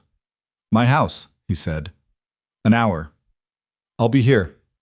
Ji-hoon pulled back into traffic and pointed the car toward Torrance and drove with both hands on the wheel, and the specific focus of a man who had stopped managing his fear and started using it. Kong Do-won opened the door before Ji-hoon knocked. He was a compact, broad-shouldered man who had been compact and broad-shouldered for as long as Ji-hoon had known him, with close-cropped gray hair and hands that looked like they had been assembled from spare parts. Thick-knuckled, scarred across the back of the right one from something Ji-hoon had never asked about. He had served Ji-hoon's father as head of security for 16 years. When he retired, Ji-hoon had offered him a pension, and he had accepted it without sentiment. He stepped back from the door, and Ji-hoon walked inside. The house was orderly in the way of a man who had spent decades in operational environments. Everything had a place. Nothing was decorative except a single framed photograph on the hallway wall that Ji-hoon recognized as a picture of the Park family restaurant taken sometime in the 1980s. The original location, the one that had burned down and been rebuilt in a different location. Ji-hoon's mother was in the photograph, young, standing at the kitchen pass. Kong saw him look at it, said nothing. They sat in the kitchen. Kang put coffee on without asking and set 2 cups on the table and sat across from Ji-hoon and waited. Ji-hoon laid it out. All of it, in sequence, with the same controlled precision he had used with Zuri. The financial records, Dr. Choi, Mrs. Han's testimony, the photograph of Baek Hyun-soo, the text from Sang-wook, the threat he believed it carried. He spoke for 12 minutes without interruption, and Kong sat with his hands around the coffee cup and listened with the attention of a man cataloging not just what was being said, but the order in which it was being said, the weight placed on each piece, the gaps. When Ji-hoon finished, Kong said, "How long have you had the photograph?" "Since this morning." "And you haven't moved on Baek?" "Not yet." Kong nodded slowly. "Good. If Baek knows you have it and you haven't moved, he'll start wondering why. He'll go to Sang-wook. And the moment they try to coordinate their response, you'll be able to see the channel they're using." Ji-hoon looked at him. "You knew about this?" "No." Kong met his eyes directly. "I did not know Baek was compromised. I suspected Sang-wook had deeper access to the organization than you were aware of. I suspected that for the last 3 years. But I retired before I had anything concrete, and I did not have a pathway to bring it to you without going through channels that Sang-wook had visibility into. You could have come to me directly." "I could have," Kong said. "I should have. I made a calculation that my suspicion without evidence would do more damage than good. I was wrong." He said it flatly, without softening. "I was wrong, and you needed to know earlier than you did. That's on me." Ji-hoon absorbed this. "I need your help now." "Tell me what you need." "I need a way to reach the senior leadership, individually, privately, each man contacted separately so that no single message goes through a channel anyone else can monitor. I need each of them to receive the same package of evidence before they hear from Sang-wook or Baek. And I need it done in 48 hours because Dr. Choi signs the confession in 3 days, and I want the senior men to have seen the financial records before they hear the testimony in person." Kong was quiet for a moment. "That's 7 men. 8 if you include Ro Sung-jin in Seattle. Ro hasn't been to a meeting in 14 months. He'll come to this one." Kong turned the coffee cup in his hands. "I can reach 5 of them through contacts entirely outside your organizational structure. The other 3, Ro and 2 others, I'll need intermediaries. Use whoever you trust, not anyone currently drawing from the organization's accounts." "Understood." He set the cup down. "The dinner. Where are you holding it?" Ji-hoon had not yet said anything about a dinner. Kong had arrived at the logical conclusion by himself, which was why Ji-hoon had driven to Torrance at 8 in the evening rather than calling. "An old house," Ji-hoon said. "My mother's kitchen. Her recipes." Kong looked at him for a moment. "Sang-wook will be invited." "Yes." "You want him in the room when Choi walks in?" "I want him in the room," Ji-hoon said, "when he realizes he has already lost." Kong held his gaze. Then he picked up the coffee cup again and drank and set it down and said, "I'll start tonight." The next 48 hours moved in 2 registers simultaneously. The surface, which had to appear unchanged, and the interior, which was operating at a pace and intensity that Ji-hoon felt in his teeth. On the surface, he went to Hanul House each morning, worked in the office, attended to the normal business of the restaurant operation. He spoke to Baek Hyun-soo twice by phone, once about a property renewal, once about a quarterly financial review. And he kept both conversations entirely normal, entirely operational, giving nothing away, which required a quality of self-control that left him wrung out in a way that physical effort never had. He felt Beck listening for something unusual in his voice. He gave him nothing. Yoon he avoided without making the avoidance visible. He sent operational queries through an intermediary and responded to Yoon's messages with brief, functional replies that conveyed engagement without proximity. He visited Zuri twice. Both times he called first. Both times Denise opened the door and looked at him with the frank, evaluating expression of a woman who was housing her friend in an ambiguous crisis and had decided that whatever Ji-hoon was, he was at least serious about the dogs. The dogs had accepted him by the second visit, which Zuri said with the ghost of something that was not quite humor was more than she had expected. She was not warm, she was not cold. She occupied the space she had chosen, present, clear, not offering him anything he hadn't earned and not withdrawing what she had already committed to, which was remaining. He sat at Denise's kitchen table and told her what was happening, each development as it occurred, because she had asked him to, and because she was, he had understood by now, not someone you managed. You'd have told her the truth and she used it, and whatever she did with it was better than anything you would have arranged for her. She asked good questions. She always had. On the third evening, she said, "What does Sang-wook think is happening right now?" "He thinks I'm still investigating the diagnosis," Ji-hoon said. "He knows I went to Dr. Choi's office. He doesn't know what Choi gave me." "How do you know what he thinks?" "Because Beck is still behaving normally. If Sang-wook knew about the photograph, Beck would have already made a move to protect himself. He hasn't." She turned this over. "Unless Sang-wook is waiting, unless he wants you to feel like you have the advantage before he does something." Ji-hoon looked at her. "He's been doing this for 30 years, she said. "He let you run the organization for 6 years while he was actually running it. He is very comfortable being patient." Ji-hoon had thought about this. He had thought about it every night in the gap between when he stopped working and when sleep came, which was a gap that had been getting longer. "Yes," he said, "that's possible, which is why the dinner needs to happen before he recalibrates." "How many of the senior men has Kong reached?" 6 of 8. Roe confirmed this afternoon from Seattle. 1 man in San Diego is traveling. We'll reach him tomorrow. "And Sang-wook doesn't know about the dinner yet." "He'll receive the invitation tomorrow night," Ji-hoon said. "Through the normal channel, framed as a routine leadership dinner, his name on the list with everyone else." Zuri was quiet. "He'll know something is wrong." "Yes." "And he'll come anyway." "Yes," Ji-hoon said, "because staying away would tell me he knows, and he's not ready to let me know he knows. He'll come, and he'll sit at the table, and he'll try to read the room fast enough to adjust." He paused. "He won't adjust fast enough." She looked at him across Denise's kitchen table with the same expression she'd worn the first night she had challenged him over the doenjang jiga. Not impressed exactly, but paying close attention. "You need to be right," she said. "I know.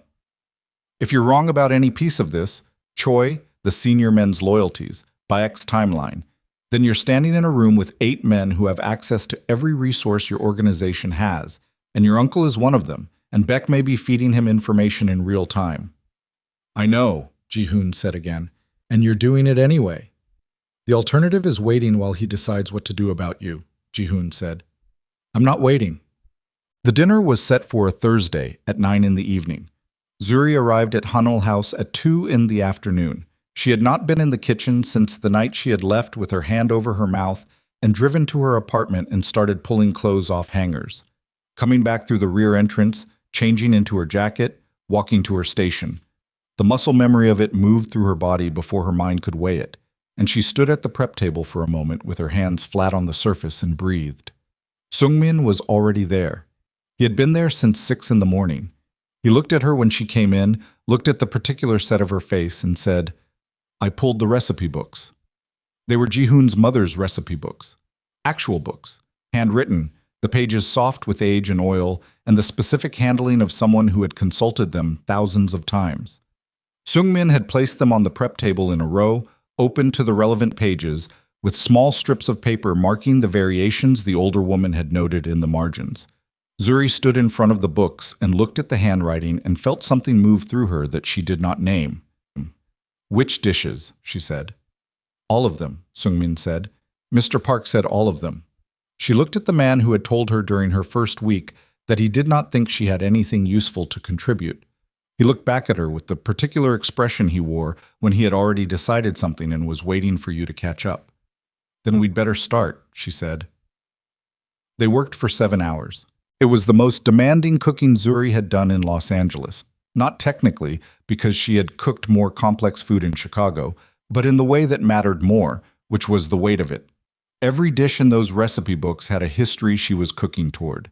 Every technique in the margins had been developed by a woman who had not lived to see this evening, who had found a document in an unknown place and gone to her closest friend shaking with anger rather than fear, who had written letters she never sent, who had died before she could force the reckoning her daughter-in-law was now preparing food for. She cooked like she understood all of that. Sungmin worked beside her without comment, without deference, without the performative kitchen hierarchy posturing that she had navigated in every professional kitchen of her career. He simply worked, with the efficiency of a man who had been doing this for 25 years, and occasionally said a quiet word about a timing adjustment or a temperature, and twice asked her opinion on something, and both times took the answer and used it. By 8:30, the kitchen smelled like the best version of itself. The guests began arriving at 9. Ji-hoon stood at the entrance of the private dining room and received each man individually, 7 senior figures of the Park organization, plus Kang Doo-won, who had not been part of the active organization for 8 years, but whose presence at the table no one questioned because Kang's history in this world predated most of the men in the room. They were not a uniform group.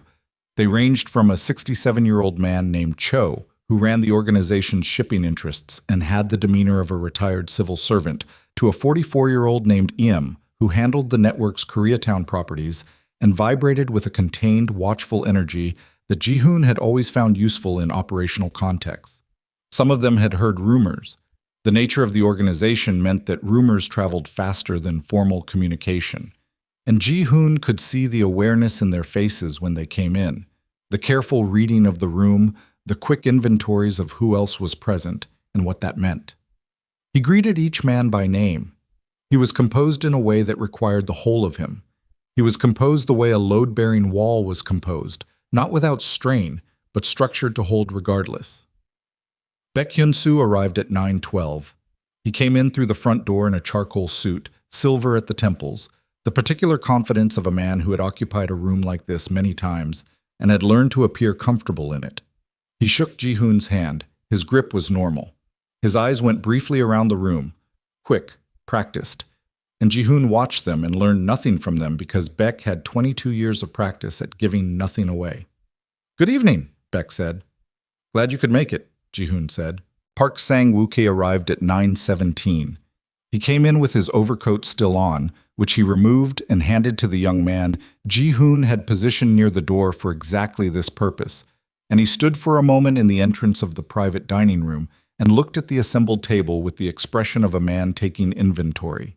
His eyes moved around the room, person by person, not quickly, not with any appearance of concern, but with the thoroughness of 68 years of operational instinct. They landed on Kang Doo-won. Something shifted in Sang-wook's face, barely visible. The recalibration of a man who had expected a certain room and found a different one. He crossed to Ji-hoon. They shook hands. Sang-wook's hand was dry and firm. "Ji-hoon," he said, "it's been some time since you've called a dinner like this." "There's been a great deal to discuss," Ji-hoon said. "So it seems." Sang-wook's eyes were reading him. The slight delay before his next word. The quality of his breathing. The precise angle of his shoulders. Ji-hoon held everything still and gave him nothing. "Is there a particular agenda?" "Several items," Ji-hoon said. "We'll get to them. Please sit." Sang-wook held his gaze for one additional beat, the beat of a man deciding how much he currently knows, and then moved to the table. The food came out in courses, the way Ji-hoon's mother had always served at these dinners, not as a restaurant service but as a sequence, each dish given time, each one carrying the kitchen's full attention.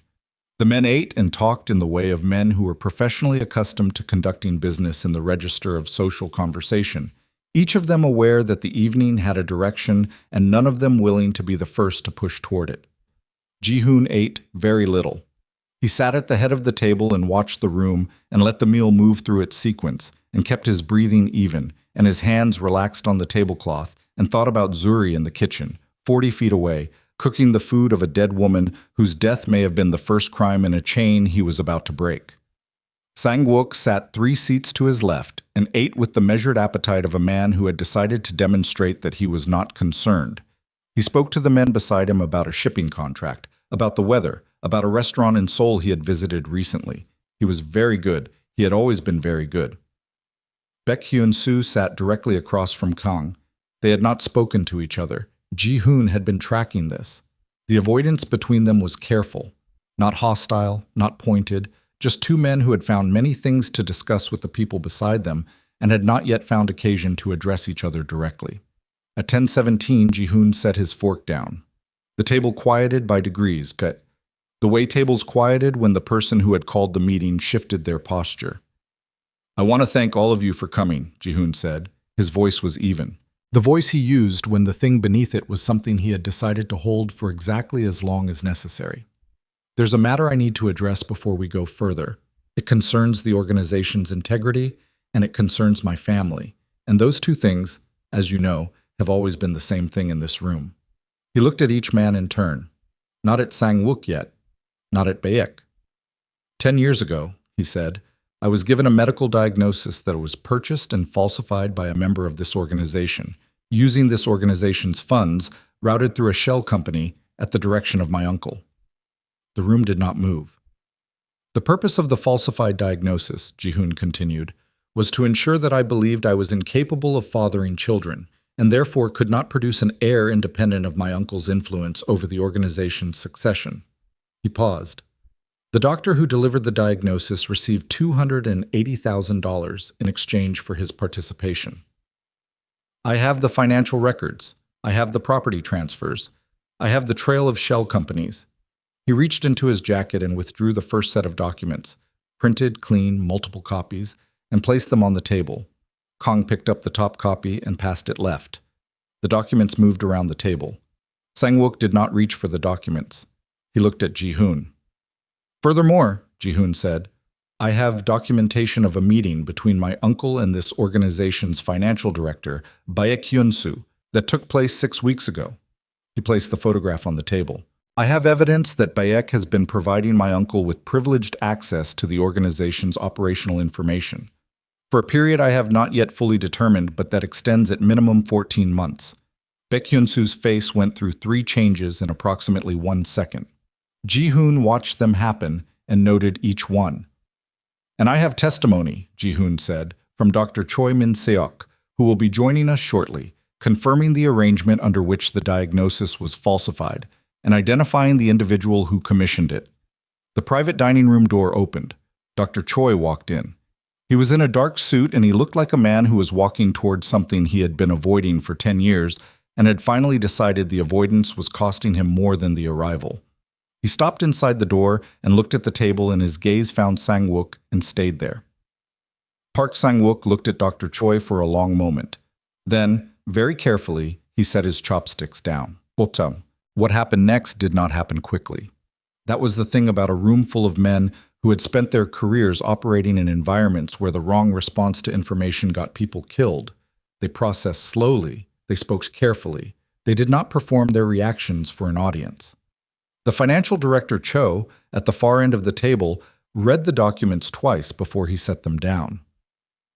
The property manager held this photograph at arm's length and examined it with the particular attention of a man checking for manipulation. Dr. Choi spoke for 11 minutes. He had prepared what he wanted to say, and he said it without notes, standing at the end of the table with his hands at his sides and his voice steady, in the way of a man who had decided that whatever was on the other side of this confession was better than what had been behind him. He described the arrangement with clinical precision, the approach, the payment, the timing, the instructions he had been given about the results he was to deliver. He described the subsequent payments.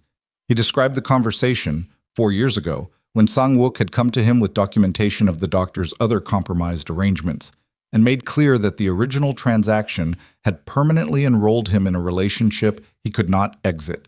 He described, finally, a phone call 3 weeks ago in which Sang-wook had told him that Ji-hoon was asking questions and that any communication with Ji-hoon would be treated as a breach of their arrangement. When Choi finished, the room was quiet enough that Ji-hoon could hear the kitchen sounds through the closed door, the particular frequency of serious cooking, which had its own rhythm. He looked at his uncle. Sang-wook sat, with both hands flat on the tablecloth, and looked back at him with the face of a man who was still calculating, still moving pieces, still looking for the exit that was not there. "You want to say something?" Ji-hoon said. Sang-wook's eyes moved around the table. One circuit, measured, assessing the faces of the men who had worked under and around this family for decades. Ji-hoon watched him do it and watched the assessment reach its conclusion, which was visible only as a slight compression of the older man's jaw. He looked back at Ji-hoon. "You were always emotional," Sang-wook said, "even as a child. Your father worried about that." "My father apparently did more than worry," Ji-hoon said. "Your father wanted to protect what he built." No defense in his voice, no apology, just the flat delivery of a man presenting his logic as though its premises were sound. "You were 29 years old when he sent you to that doctor. You had already made 3 decisions that nearly compromised the organization because of personal relationships. Your father saw the pattern. My father had a doctor lie to me for 10 years. Your father made a decision about the organization's stability." Sang-wook's voice did not rise, did not waver. "Everything I did after his death was in service of that decision.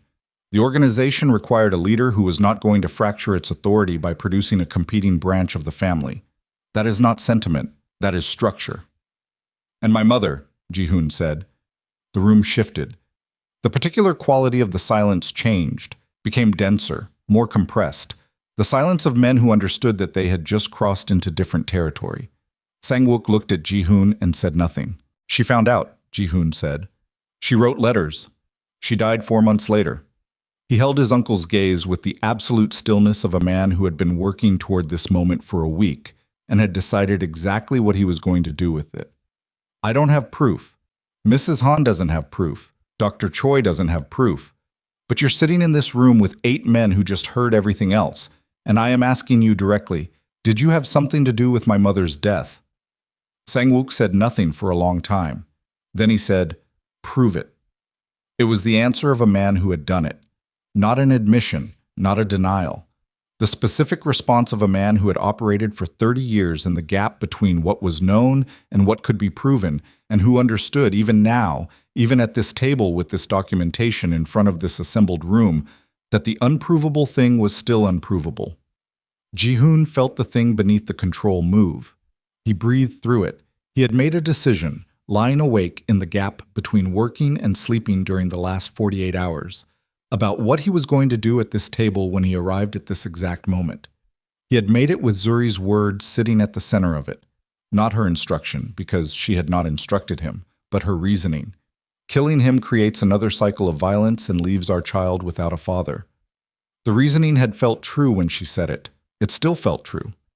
And the thing beneath his control wanted something very different, and he breathed through it a second time and held it down. "I'm not going to prove it tonight," Ji-hoon said. "I'm going to tell you what is going to happen tonight."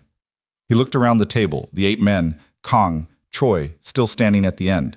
"My uncle arranged a fraud against me using this organization's resources without the knowledge or consent of anyone in this room.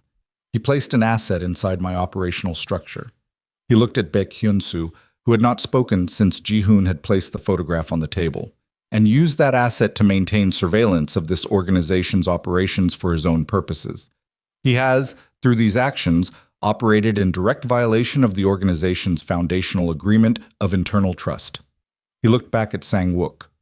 "Under that foundational agreement," Ji-hoon said, "the penalty for internal fraud against the organization's leadership is removal, complete and permanent, from all holdings, all accounts, all alliances, all access."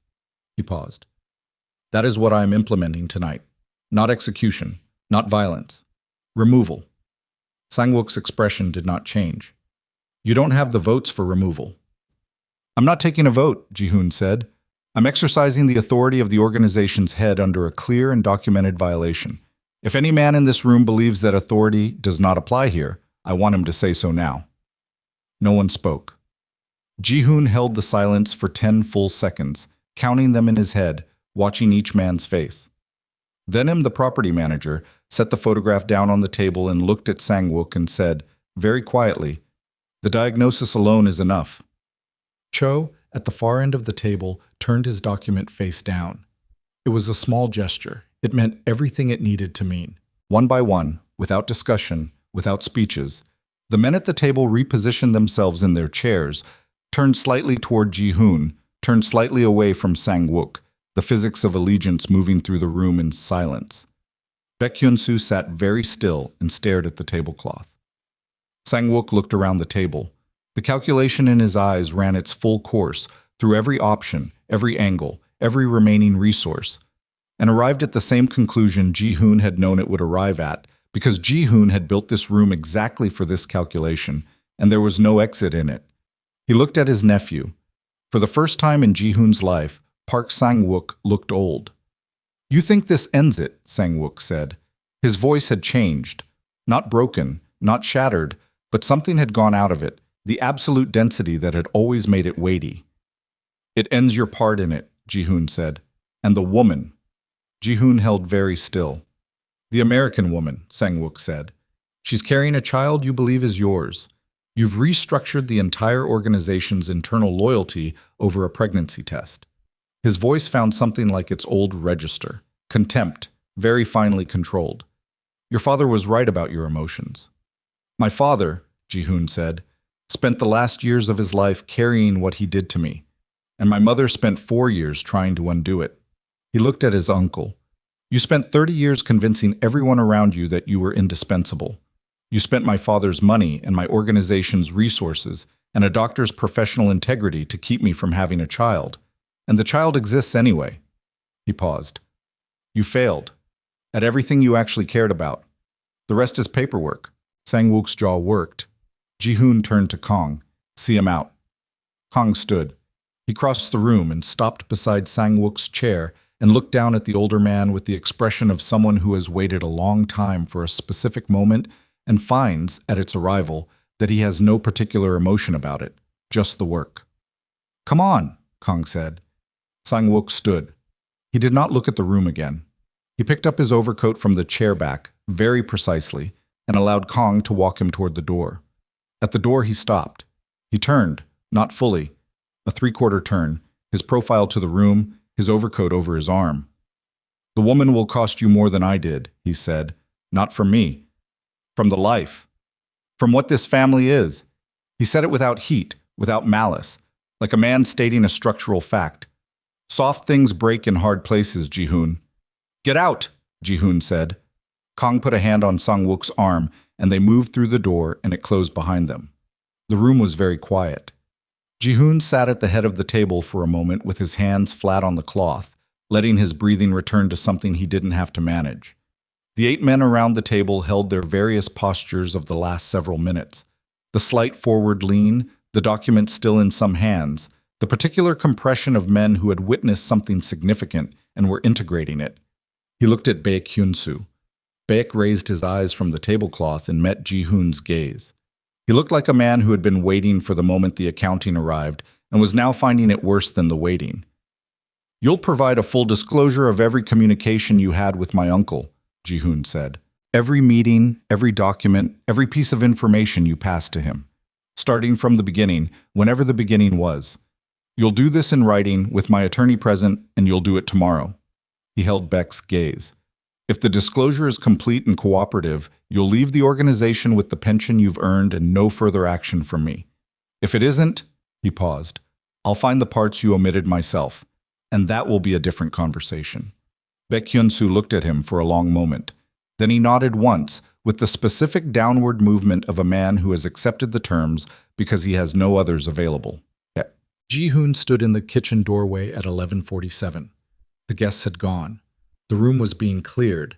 Kong had called from a car heading toward Torrance to say that Sang-wook was on his way to his home and that the 2 men Kang had positioned to monitor his movements were in place. Zuri was at the prep table. She was cleaning down her station, the methodical, thorough end-of-service cleaning that she did with the same attention she brought to every other part of her work, wiping the surface in long strokes, rinsing the cloth, returning the recipe books to the position she had taken them from. Seung-min was at his own station across the kitchen, head down, working. Ji-hoon stood in the doorway and looked at her. She looked up and saw him, read his face. She did not ask how it went. She could see how it went. What she could not see, because he had not shown it to anyone all evening, was the weight of what he had held down during the dinner and was still holding, the moment when Sang-wook had said, "Prove it," about his mother, and the specific violence Ji-hoon had moved through in the second and a half between that answer and his next breath. He had made the right choice. He knew he had made the right choice. Zuri's reasoning was structurally correct, and he had executed it, and the room had gone the way he had built it to go. He also knew that somewhere in the city, the man who had most likely killed his mother was being driven home to sleep in his own bed, and would wake in the morning with his life intact, reduced but intact, and that the proof necessary to change that fact did not exist. Zuri set down the cloth.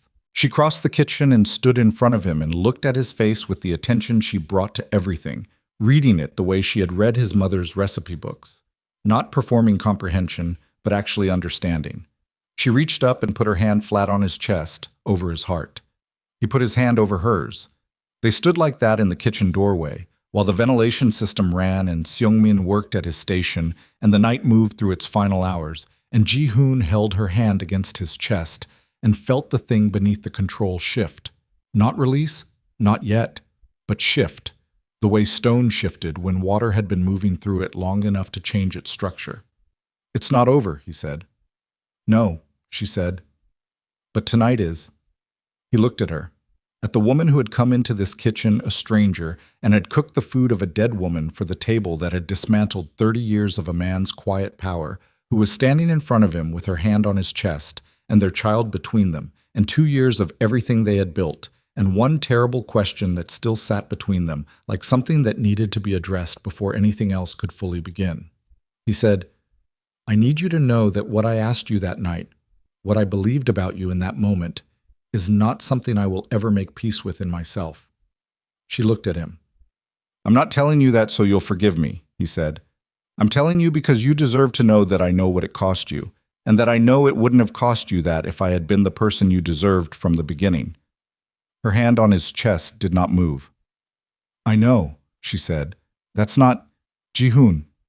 Her voice was quiet. "I know. I heard you. Let it land." He stopped. She looked at him with the full weight of her attention, and he let it land, and it landed the way things landed when you had been carrying them long enough that setting them down felt different than you expected. Not relief exactly, but a change in the quality of the weight. Seung-min, at his station, found something very interesting to look at on the far wall.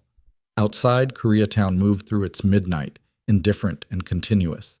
The lights of it coming through the kitchen's high windows in long angles across the floor, and Park Ji-hoon stood in the doorway of his mother's kitchen with his hand over the hand of the woman who had come back when she didn't have to, and waited for whatever came next. The night after the dinner, Ji-hoon did not sleep. He sat in his apartment, not the office, not the restaurant, the apartment he had lived in for 6 years with its sparse furniture and its view of the city and its quality of a place where a man kept his things without fully inhabiting it. And he sat in the chair by the window and looked at the lights of Koreatown and did not sleep. Sang-wook was in his house 12 minutes away. Kang's men were outside. The organization had been informed through the channels Kang had used to assemble the dinner that Sang-wook's access to all operational matters was suspended pending a formal review. The language was bureaucratic. It was designed to be a formal process was how you prevented the kind of factional instability that happened when a removal looked like a coup rather than a consequence. Ji-hoon had thought through all of this. He had done the work.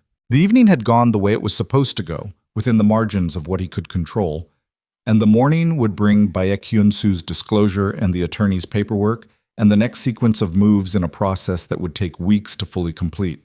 He knew all of this.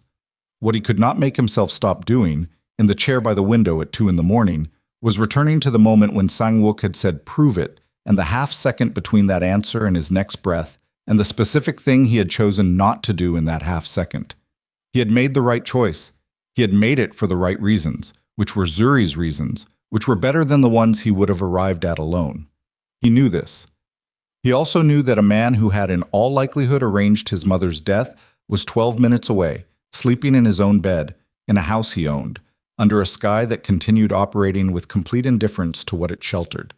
Ji-hoon sat in the chair until 4:30. Then he got up, made coffee, and began working.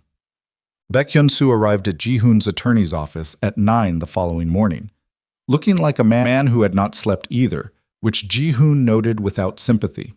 The disclosure took 4 hours.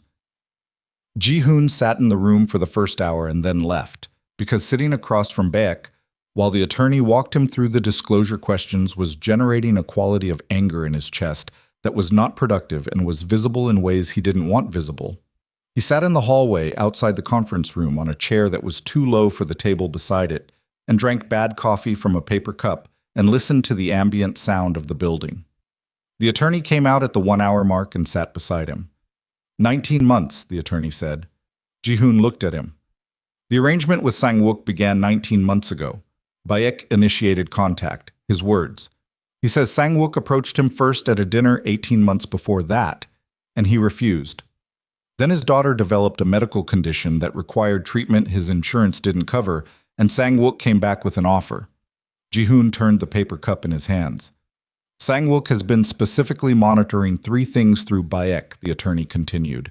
Your operational decisions regarding the organization's future leadership structure, your personal relationship with Zuri Monroe, and any investigation you might initiate into the medical diagnosis from 10 years ago.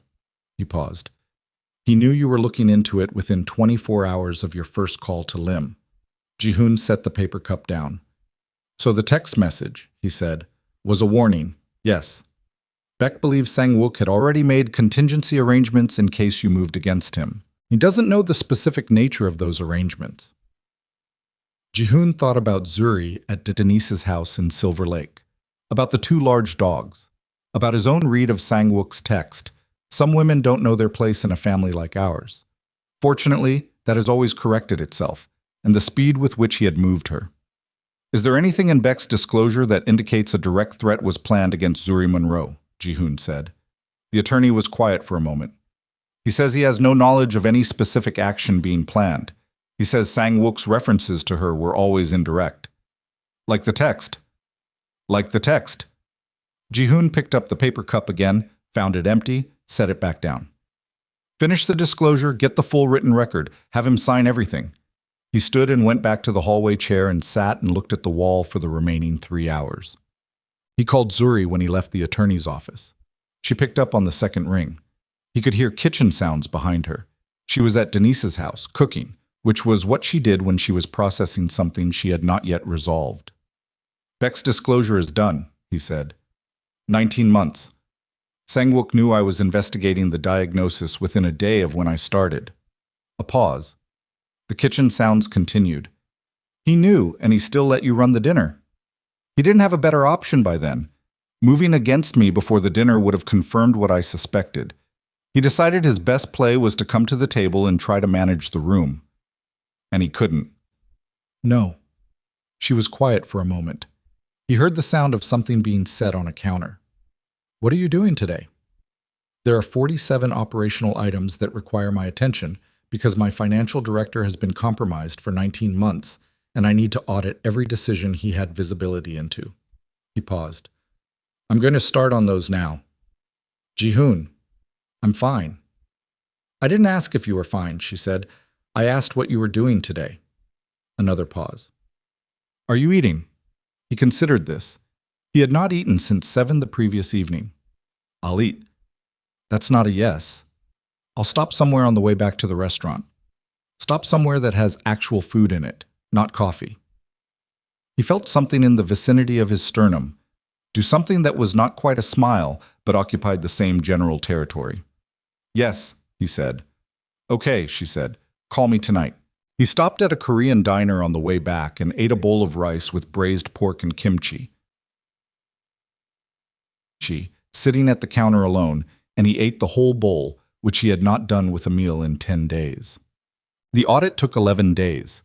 Ji-hoon ran it himself, with 2 external accountants sourced through contacts entirely outside the organizational network, working through Bayek's 19 months of financial records transaction by transaction, operational decision by operational decision. He slept 4 hours a night during those 11 days and was awake for the rest of it, and at the end of it, he had a complete picture of what Sang-wook had known and when. The damage was real but bounded. Sang-wook had not moved money. He had gathered information. He had used Bayek to understand the organization's structural vulnerabilities without exploiting them directly, which told Ji-hoon something important about his uncle's strategy. Sang-wook had been positioning, not destabilizing. He had been building a picture of what he could use if Ji-hoon moved against him, not actively dismantling what Ji-hoon had built, which meant he had always believed Ji-hoon would eventually move against him, and he had prepared for it, and he had still lost. Ji-hoon sat with this understanding in his office on the 11th evening after the dinner, with the audit complete and the restaurant running its regular service below him, and he thought about what kind of man spent 30 years acquiring power over someone else and called it protection. He thought about his father.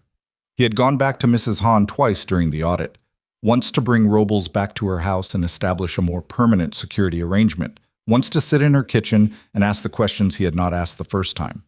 He had asked about his father in more detail, the kind of man he had been in private, separate from the organization, separate from the role, Mrs., and had been quiet for a long time before answering. "Your father loved you," she said finally. "I believe that. But he loved the organization more, or he believed they were the same thing, which is how men like that justify what they do to their families." She looked at him across the kitchen table. "Your mother used to say that he was a man who never learned the difference between preserving something and suffocating it." Ji-hoon had sat with that. "She forgave him," Mrs. Han said. "Eventually. Not easily. But she did. And then Sang-wook showed her the letter, the conversation between them, about sending you to that doctor. And she understood that forgiveness had not stopped any of it. That while she was forgiving, Sang-wook was consolidating." "She was angry," Ji-hoon said. "She was furious," Mrs. Han said. "In a way I had not seen her since the years when the organization was still being built, and she was the one keeping it from tearing itself apart by force of will." She paused. "She said she was going to dismantle it herself if she had to. The diagnosis, the influence, the whole structure of control that Sang-wook had built around you. She said—" She stopped, pressed her fingers to her mouth for a moment. She said, "My son should have had children 10 years ago. He should have had a life. I'm not going to let that man take another day of it." Ji-hoon had looked at the photograph of his mother's menu on Mrs. Han's refrigerator, a copy of the one in his office, the same handwriting, the same careful listing of each dish. "She was right," he said. "Yes," Mrs. Han said. "She was." He had driven home from Alhambra that evening, through the evening traffic, and thought about a woman who had found a document and gone to her friend shaking with anger and written letters she never got to send. And he had thought about the 30 years of Sang-wook's quiet architecture, and he had thought about Zuri standing at a prep table in a strange kitchen in a strange city, 11 months after losing everything in Chicago, challenging a powerful man she had just met to explain his criticism because she was not going to be intimidated out of her own excellence. 2 women, decades apart, who had looked at the same quality of suffocating control and refused it. He had thought about what kind of man he was going to be for the child they had made. Sang-wook left for South Korea on a Tuesday morning, 7 weeks after the dinner. Ji-hoon did not go to the airport. He had no interest in the staging of a departure. What he cared about were the conditions. The formal agreement, signed by Sang-wook in the presence of Ji-hoon's attorney and 2 of the senior men from the dinner, that enumerated exactly what his uncle was surrendering and exactly what the consequences of any breach would be. Every business interest, every organizational access, every alliance and communication channel. In exchange for the immunity from whatever could be proved, which was the pragmatic concession Ji-hoon had made without sentiment, the proof about his mother did not exist. He had accepted this. Not without cost. It was a cost he had folded into himself and would carry, because certain debts do not resolve. They only become part of the structure of how you move through the world after you know them. He had accepted it because the alternative was consuming himself in pursuit of something that might never be findable. And he had a child coming, and a woman who had stayed when she didn't have to, and a kitchen that smelled like his mother's best work. and he had decided that the living required more of him than the dead could be given. He found out Sang-wook had landed in Seoul from Kang, who had maintained contact with the two men monitoring the situation through the departure. He sat in his office and looked at the framed menu on the wall for a while. Then he went downstairs to the kitchen. What? Zuri came back to Hanul House on a Wednesday, 3 weeks after the dinner, carrying her knife roll and a canvas bag of ingredients she had picked up from a supplier she had started using 8 months ago, a Korean-owned farm stand in the San Fernando Valley that grew vegetables she had been incorporating into a dish that was neither fully Korean nor fully Southern, but was, she had decided, fully hers. She had moved back to her own apartment 5 days after the dinner, once Ji-hoon had confirmed that the organizational sweep was far enough along that Sang-wook's remaining access was sealed. She had unpacked the suitcase. She had put things back on hangers. She had stood in her kitchen and made coffee and looked at the city through the window and thought about what she was choosing. She had chosen to stay. Not for Ji-hoon, not entirely. She had decided in those 11 months of being in Silver Lake and her own apartment and Denise's guest room that the choice had to be hers first before it could be about anyone else. She was staying because she had built something in this city that was real, and she was not going to let another man's failure drive her out of another place she had made her own. She was staying because Hanul House was hers in the ways that mattered, and she was staying because she was not finished with Ji-hoon, and she knew it, and she was going to make him work for whatever came next, because that was what it required, and he was capable of it. She arrived at the restaurant at her usual time and went to her station and began working, and the kitchen resettled around her the way a kitchen resettled when someone who belonged in it came back. Imperceptibly, structurally, the way a room found its balance. Seung-min, at his station, said, "The daikon supplier changed their minimum order. I left the invoice on the prep table." "I'll look at it," she said. "The new prep cook is cutting too thick on the green onions." "I'll show him." "The dishwasher is making a noise." "I'll tell Ji-hoon." A pause. Then Seung-min said, in the same tone he used for all of the above, "It's good you're back." She looked at him. He was looking at his station. His expression had not changed. "Thank you, Seung-min," she said. He nodded once, with the brevity of a man who had now said everything he intended to say on the subject, and went back to his work. Ji-hoon came into this kitchen at noon. He stopped when he saw her at the prep table, and the stop was visible, a half-second of something unguarded before the control came back. She noted it and did not comment on it and went back to what she was doing, which was testing the dish she had been developing, the one that was neither fully Korean nor fully Southern, in a version she thought might be close to ready. He crossed the kitchen and stood at the end of her station. "You didn't tell me you were coming back today," he said. "I didn't know until this morning," she said. "I woke up and decided." "Okay," he said. She looked up at him. He looked like a man who had been working for 11 days on too little sleep, which was exactly what he was. And he also looked like a man who was trying very hard not to say the wrong thing to someone he was still finding his way back toward. She held out a spoon. "Taste this," she said. He took the spoon, he tasted the dish. He was quiet for a moment. "What is that?" he said. "Tell me what you think it is." He tasted again. Slowly, with the attention he brought to food when he was actually tasting it rather than being polite about it. She watched his face do the thing it did when he was genuinely engaging with something. The slight stillness, the focus. "Doenjang," he said, "but not the way we do it. Something longer, slower." "My grandmother's method," she said. "She used to say you had to let things take the time they needed, even when you were tired of waiting." He looked at her. She took the spoon back. "It needs another week," she said. "The depth isn't there yet." "It tastes ready." "It's not," she said. "I know what ready tastes like. This is close." He was quiet for a moment. Then he said very carefully, "How are you feeling?" "Tired," she said. "The first trimester has been doing what it does, but the nausea is starting to ease off." She looked at him again. "You could ask me directly, you know. You don't have to approach it sideways." "I know," he said. "So ask." He held her gaze. "How are you doing?" "With everything." She set down the spoon and thought about this with the honesty she brought to everything. "I'm not where I was before the office," she said. "I don't know if I'll get back to exactly that place. I think what comes next is something different than what was before." She paused. "I'm not telling you that to hurt you. I'm telling you because you asked, and I'm not going to lie about it." "I know," he said. But I'm here, she said. I'm in this kitchen, and I'm not leaving, and I'm having this child, and I'm... She stopped, found the right word. I am willing to figure out what different looks like, if you are. He looked at her with the unguarded thing that appeared sometimes, the thing beneath the control, the quality of a man who had spent so long managing the surface that the moments when something real came through were distinguishable precisely because they were not managed. I am, he said. Yes. Okay, she said, and picked up the spoon again. He stood at the end of her station for another moment, watching her work, and then went back upstairs. The months that followed were not easy and were not simple, and were not the resolution that stories sometimes assembled from the outside, where the hard thing was over and the good thing began. The audit had fallout.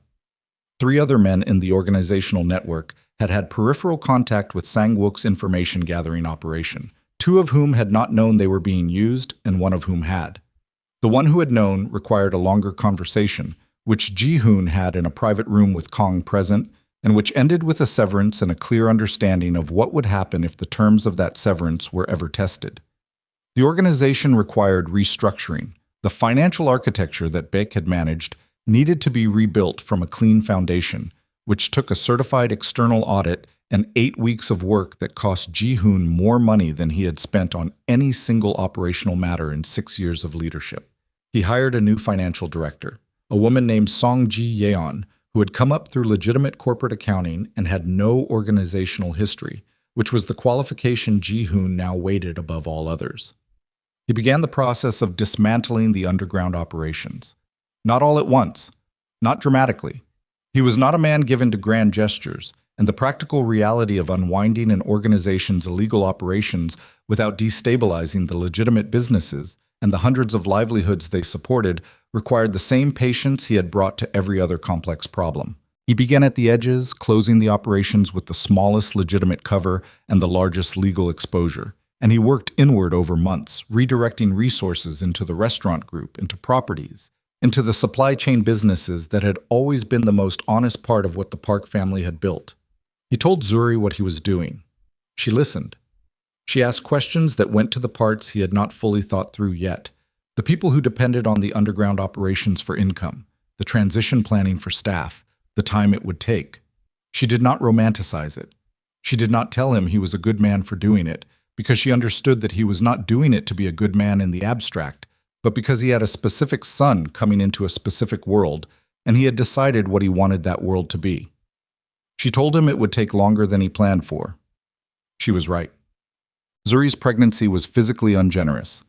The first trimester had been nauseous and exhausting, and the second was better in the ways that second trimesters were supposed to be better and worse in the ways she had not anticipated. The specific tiredness of a body doing something enormous.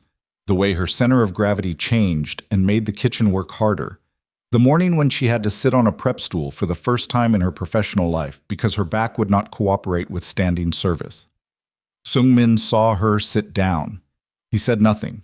He moved to cover her station for the 20 minutes she needed without being asked and without making it visible to the rest of the kitchen. And when she stood back up, he went back to his own station with the efficiency of a man who had simply done what needed doing. She told Ji-hoon about the stool incident that evening, and he said nothing for a moment and then said, I can hire additional prep. The kitchen is fine, she said. I'm fine. I'm sitting on a stool occasionally, not recovering from surgery. I know, I just meant, Ji-hoon. She looked at him. Let me manage my kitchen. Yes, he said. Sorry. You don't have to apologize, just don't manage me. Yes, he said again, and she saw him make the internal adjustment, the recalibration of a man who was learning the specific discipline of caring for someone without converting the care into control. I was learning. She gave him credit for that. He brought her food sometimes, not from the restaurant kitchen, from his own apartment, things he had made himself in the evenings when he was not working, simple things.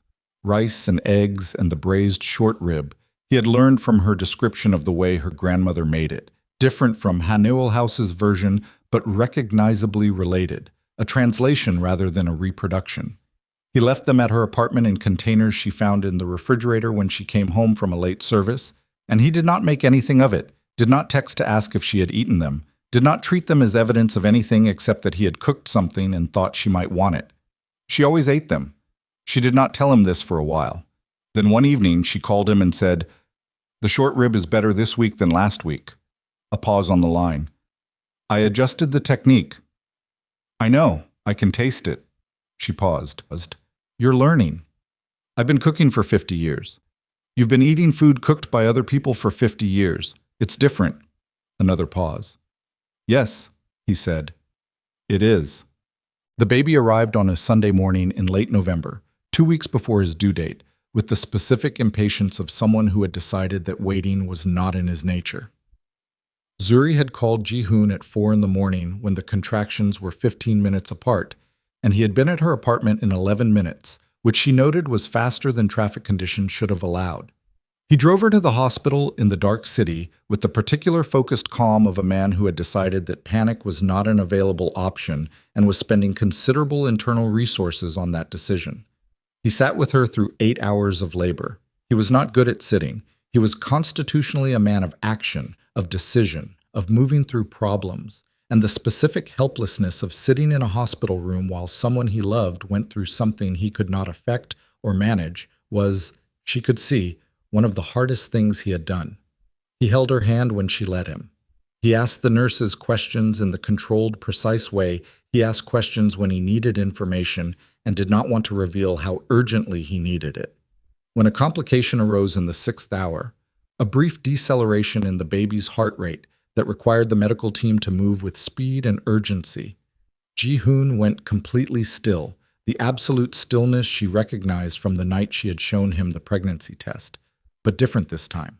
Not the stillness of a man retreating, the stillness of a man holding himself together by force. She reached for his hand. He held it so tightly she felt the bones of her fingers pressed together and said nothing because she understood that he needed to and she could carry it. The deceleration resolved. The team settled. The labor continued. Their son was born at 12:17 in the afternoon. He was small and red and furiously displeased about the transition he had just been required to make, and he announced this displeasure at full volume with an immediacy that made the nurse laugh and made Zuri close her eyes for a moment with the specific exhaustion and relief of someone who had been carrying something very heavy for a very long time and had just set it down. Ji-hoon was given his son 7 minutes after the birth. He took the bundle with both hands, the way the nurse showed him, supporting the head, adjusting to the weight, which was different from any weight he had held before. Not heavy in pounds, but heavy in everything else, in all the ways the word meant when it went beyond the physical. He stood at the side of the hospital bed and looked at his son. The room went quiet around him the way rooms went quiet when something was happening that required stillness to witness. Zuri watched his face. She had seen Ji-hoon controlled. She had seen him furious in the way that expressed itself as perfect stillness. She had seen him grieve, once, quietly, the night after Mrs. Han had told him about his mother's letters, when he had come to her apartment at midnight and sat at the kitchen table and was simply present with what he was feeling without being able to name it, and she had made tea and sat across from him and let it move through the room. She had not seen this. His face did not break. That was not the right word for it. It opened. Like a door that had been closed for a very long time, being opened by someone who had spent years believing the door was sealed, only to find that the mechanism still worked. His jaw tightened and then released. His eyes, which were dry for exactly the first 30 seconds, were not dry after that. He did not look away from his son. The baby's hand, the size of a walnut, was pressed against Ji-hoon's chest. The fingers opened in the slow, exploratory way of new hands discovering that hands were something they had, and found the fabric of Ji-hoon's shirt and closed around it. Ji-hoon made a sound, not a word, not a sob. Something below language, something that came from the part of a person that predates the construction of words for things. The part that had spent 10 years being told that this specific moment was biologically impossible, that had folded that impossibility into the architecture of who he was and built his life within its dimensions, and was now standing in a hospital room holding the proof that the architecture had been a lie. 10 years. Zuri reached out and put her hand on his arm. He turned his head and looked at her, and she could see everything in his face. The grief for the years, the fury at the theft of them, the love, the specific terrified tenderness of a man holding something he has wanted longer than he knew how to say, and is afraid. even now that it might be taken away. "He's real," she said. Ji-hoon looked back at his son. His hand came up and covered the baby's hand, the tiny wrapped fist against his shirt, and he held it there. "He's real," he said, and his voice was something she had never heard from him before. Stripped entirely of control, not because the control had failed, but because he had decided, in this room, that it was not required. They named him Jaemin. It was not a name they had discussed at length. It had arrived one evening when Zuri was in her 7th month, sitting in Ji-hoon's apartment for the first time. He had invited her to dinner, a real dinner that he had cooked himself, improving still but getting there, the short rib significantly better than its first iterations. And they had been talking around the question of names with the careful circling of two people who were navigating toward each other without having fully arrived. And Ji-hoon had said the name quietly, almost to himself, and she had looked at him and said, "What does it mean?" And he had said, "Bright, clear, something that can be seen in the light." And she had thought about that for a moment and said, "Yes." Ji-hoon Park Monroe. Both names. Zuri had not been asked to choose, and Ji-hoon had not suggested she should. He had told the attorney to prepare the birth documentation with both names and had told Zuri what he had done when she was still in the hospital, the day after the birth. And she had looked at him for a moment and said, "You didn't ask me." "I should have," he said. "You should have," she agreed, "but the name is right." Mrs. Han came to see the baby in the first week. She arrived at Zuri's apartment on a Thursday afternoon with food she had cooked herself, a container of seaweed soup and a carefully packaged assortment of small dishes. And she sat at the kitchen table with Jaemin in her arms and looked at the baby with the expression of someone who had been waiting for this specific moment to confirm something they had already decided to believe. "He has her cheekbones," she said. Ji-hoon, sitting across the table, looked up. "Your mother," Mrs. Han said. "The shape of the forehead, the way he sets his jaw when he's deciding to be unhappy about something." She looked at Ji-hoon. "She would have been—" She stopped. Did not finish the sentence. Did not need to. Ji-hoon nodded once. Zuri watched him take it. The grief and the love of it simultaneously. The specific pain of a joy that arrived too late for someone who deserved to see it. She had come to understand, over the months, that this was one of the weights Ji-hoon would carry permanently. The knowledge that his mother had spent 4 years trying to give him back something that had been stolen and had not lived to see it returned. He carried it the way he carried everything. Not gone, not resolved, just integrated into the structure of how he moved forward. Mrs. Han stayed for 2 hours and ate with them and told Jaemin, who was asleep for most of it, about his grandmother in the specific, detailed way of someone who had decided that this child was going to know who had prepared the ground for him, whether he could understand it yet or not. When she left, Ji-hoon walked her to the door and held it open, and Mrs. and paused on the threshold and looked at him with the expression she wore when she was going to say something true and had decided to say it plainly. "You are more like her than you know," she said. Ji-hoon looked at her. "Your mother," Mrs. Han said. "Not the patience. You have more of your father's impatience than you'll probably ever admit. But the way you decide, the way, when you've actually decided something, it's done, and you don't look back." She paused. She decided about your father a long time before the organization let her act on it. She decided about Sang-wook the moment she found that letter. And she decided when she met that woman in Georgia, the one with the recipes, the one connected to Zuri's family, that food was where the truth lived. She looked at him steadily. She decided things. And so do you. Ji-hoon was quiet for a moment. "What did she decide about me?" "That you were worth all of it," Mrs. Han said simply. "That whatever it cost was worth it." She touched his arm once, briefly, the way she had when he was a child and needed something without knowing how to ask. She was right. She walked down the hallway. He watched her go and then came back inside and closed the door quietly and stood in the entry of Zuri's apartment for a moment before he could make himself move. The photograph appeared 8 weeks after Jaemin was born. Zuri found it in a small wooden box that had arrived at Hanoel House, left at the back entrance, addressed to her, no return information. Inside the box was a note in Korean script and a black and white photograph, soft with age, the image slightly faded at the edges. She had the note translated by Seong-min, who read it twice before he looked up at her with an expression she had not seen from him before. Not the studied neutrality, but something more open. "What does it say?" she said. "It says—" He stopped. "It says, 'For the woman who cooks in my kitchen, I found you before you found my son. Some threads are longer than we can see.'" He turned the photograph over in his hands. And on the back it says, "Park Soo-yeon, Savannah, Georgia, 1987. Zuri looked at the photograph.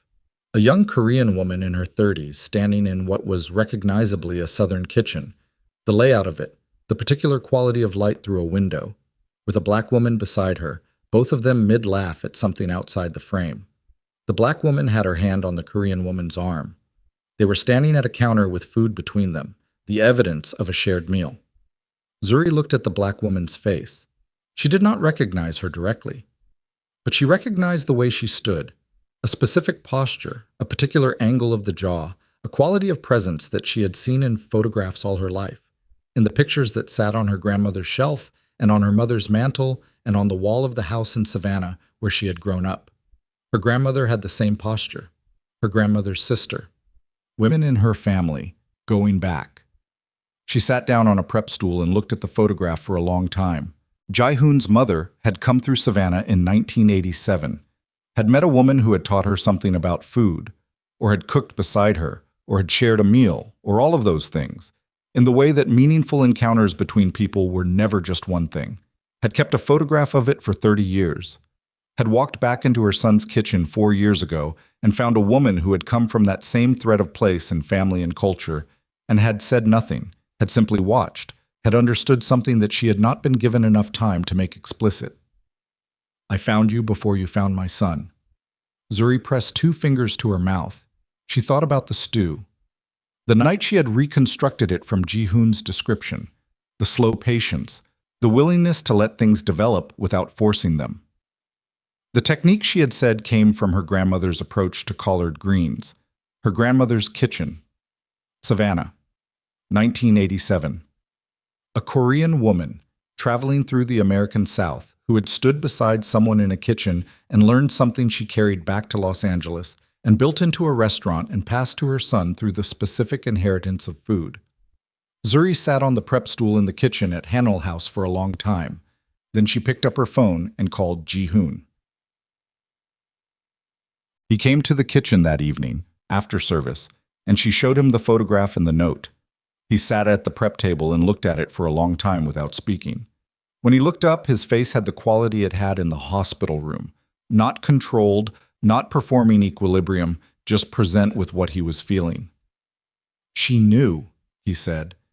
"I think she guessed," Zuri said, "or felt something she couldn't verify, but she kept the photograph for 30 years, and she left you a kitchen that she filled with her recipes, and then you filled it with me." She paused. "I think she was doing the only thing she could." He looked at the photograph. "She met your family before you were born," he said. "Apparently. And she found you anyway." He looked at Zuri. "Or you found her kitchen, or—" He stopped. "Some threads are longer than we can see," Zuri said. He sat with that. The rooftop ceremony happened on a Saturday in October, 14 months after the night Zuri had stood in Ji-hoon's office and held up a pregnancy test. It was not large. It was not political. It was not an alliance cemented between families or a succession announcement or any of the things that marriages in Ji-hoon's world had historically been required to perform. It was 8 people on a rooftop, Kang and Mrs. Han, Seung-min, and his wife, who had never been to a ceremony like this, and stood with her hands folded and her eyes bright. Zuri's sister Kezia, who had flown in from Atlanta and who had looked at Ji-hoon for the first 15 minutes with the frank, measuring attention of a woman who had been told a great deal about him and was now running her own assessment, and Denise, who had brought both dogs and had been told by the building's manager that the dogs were not allowed on the roof and had looked at him with an expression that had resolved the matter without further discussion. Jaemin slept in Mrs. Han's arms through most of it.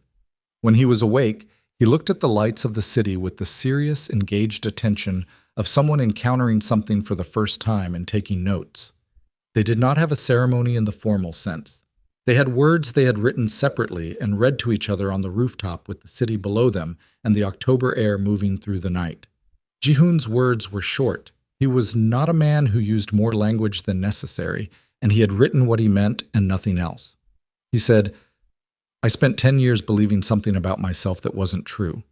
I spent the first year I knew you believing something about you that wasn't true. I am not a man who makes those mistakes gracefully, and I am not going to tell you I will never make another mistake because you know me well enough to know that's not something I can promise.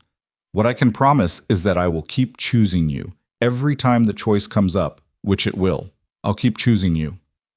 Zuri looked at him while he read it. She did not cry. She had decided that too, and she kept it. Her words were longer.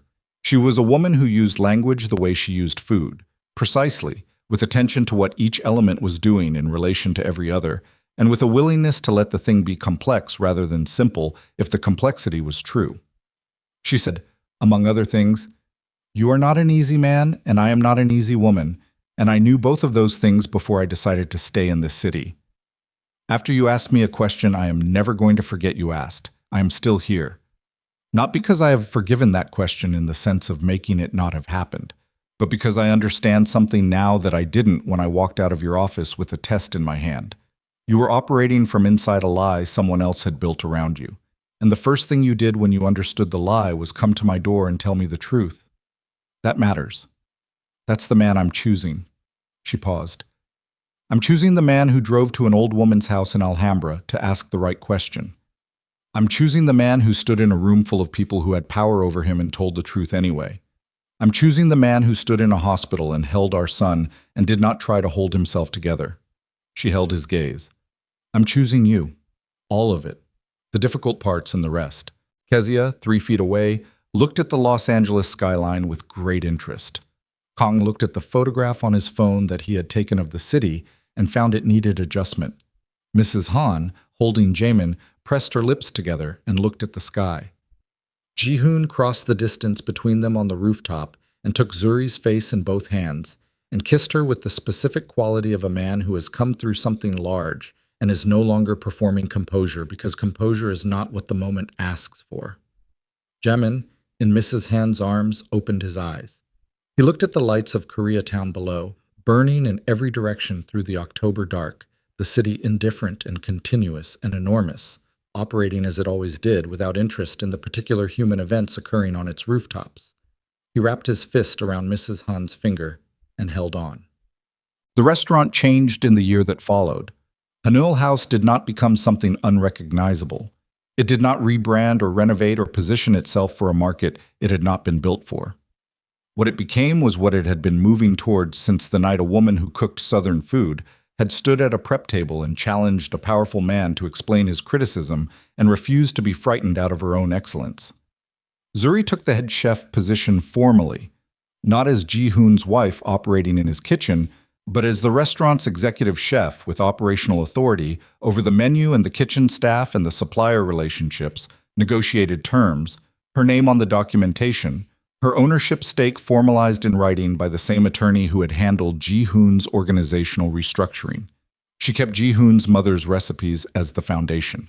She built outward from them with the patience of someone who understood that roots did not limit you, they located you. She added the Southern techniques she had grown up with, not imposed on the Korean foundation but in conversation with it, the two culinary traditions finding the places where they overlapped in philosophy, if not in ingredient. The slow cooking. The patience with fermentation, the understanding that the best flavor came from time and attention and the willingness to let something become itself rather than forcing it into a predetermined shape. The dish she had been developing in those months, the one that was neither fully Korean nor fully Southern, went on the menu in spring. No fanfare, no special announcement. Seungmin tasted the final version and set his spoon down and looked at the wall for a moment and then said, "Yes," which was the highest commendation available in that kitchen. The Los Angeles Food Press found it within 3 weeks. By summer, Hanul House had a reservation list that extended 2 months, and Zuri had received 2 offers from restaurant groups that wanted to discuss expansion, both of which she declined without significant deliberation. She had 1 restaurant. She was going to do that restaurant completely. Ji-hoon finished the organizational restructuring in the 2nd year. The underground operations were closed, the last of them. a supply chain arrangement that had required careful unwinding to avoid damaging the legitimate businesses dependent on the same network, concluded on a Tuesday in March with the quiet finality of a door closing in an empty room. He was sitting in his office when it happened. He received the final confirmation, read it, set the phone down. He sat in the office for a while. Then he went downstairs to the kitchen, where service was 2 hours from starting and the prep work was in full motion. He stood in the doorway and looked at his mother's kitchen, at Seung-min at his station, at the 2 new line cooks Zuri had hired and trained, at Zuri herself at the pass, reviewing the evening's prep with the focused attention she brought to everything. She looked up and saw him. She did not ask. She had learned to read what was on his face without asking, and what was on his face now was something she had not seen there before. Not relief, not triumph, not the resolution that stories assembled tidily at their conclusions. Something quieter and more permanent than any of those. The specific expression of a man who has finished something that needed finishing and is now standing at the beginning of the thing he finished it for. She held his gaze for a moment. Then she said, "Are you going to stand in the door, or are you going to help with the mise en place?" He walked into his mother's kitchen. He rolled his sleeves to the elbow and washed his hands at the sink and went to the station beside hers and picked up a knife. And Zuri watched him out of the corner of her eye and said nothing, and he began to work. Outside, the city moved through its afternoon as it always had. Enormous, indifferent, continuous, sustaining millions of particular lives with complete impartiality. The lights of Koreatown would come on at dusk, as they always did, burning in every direction through the night.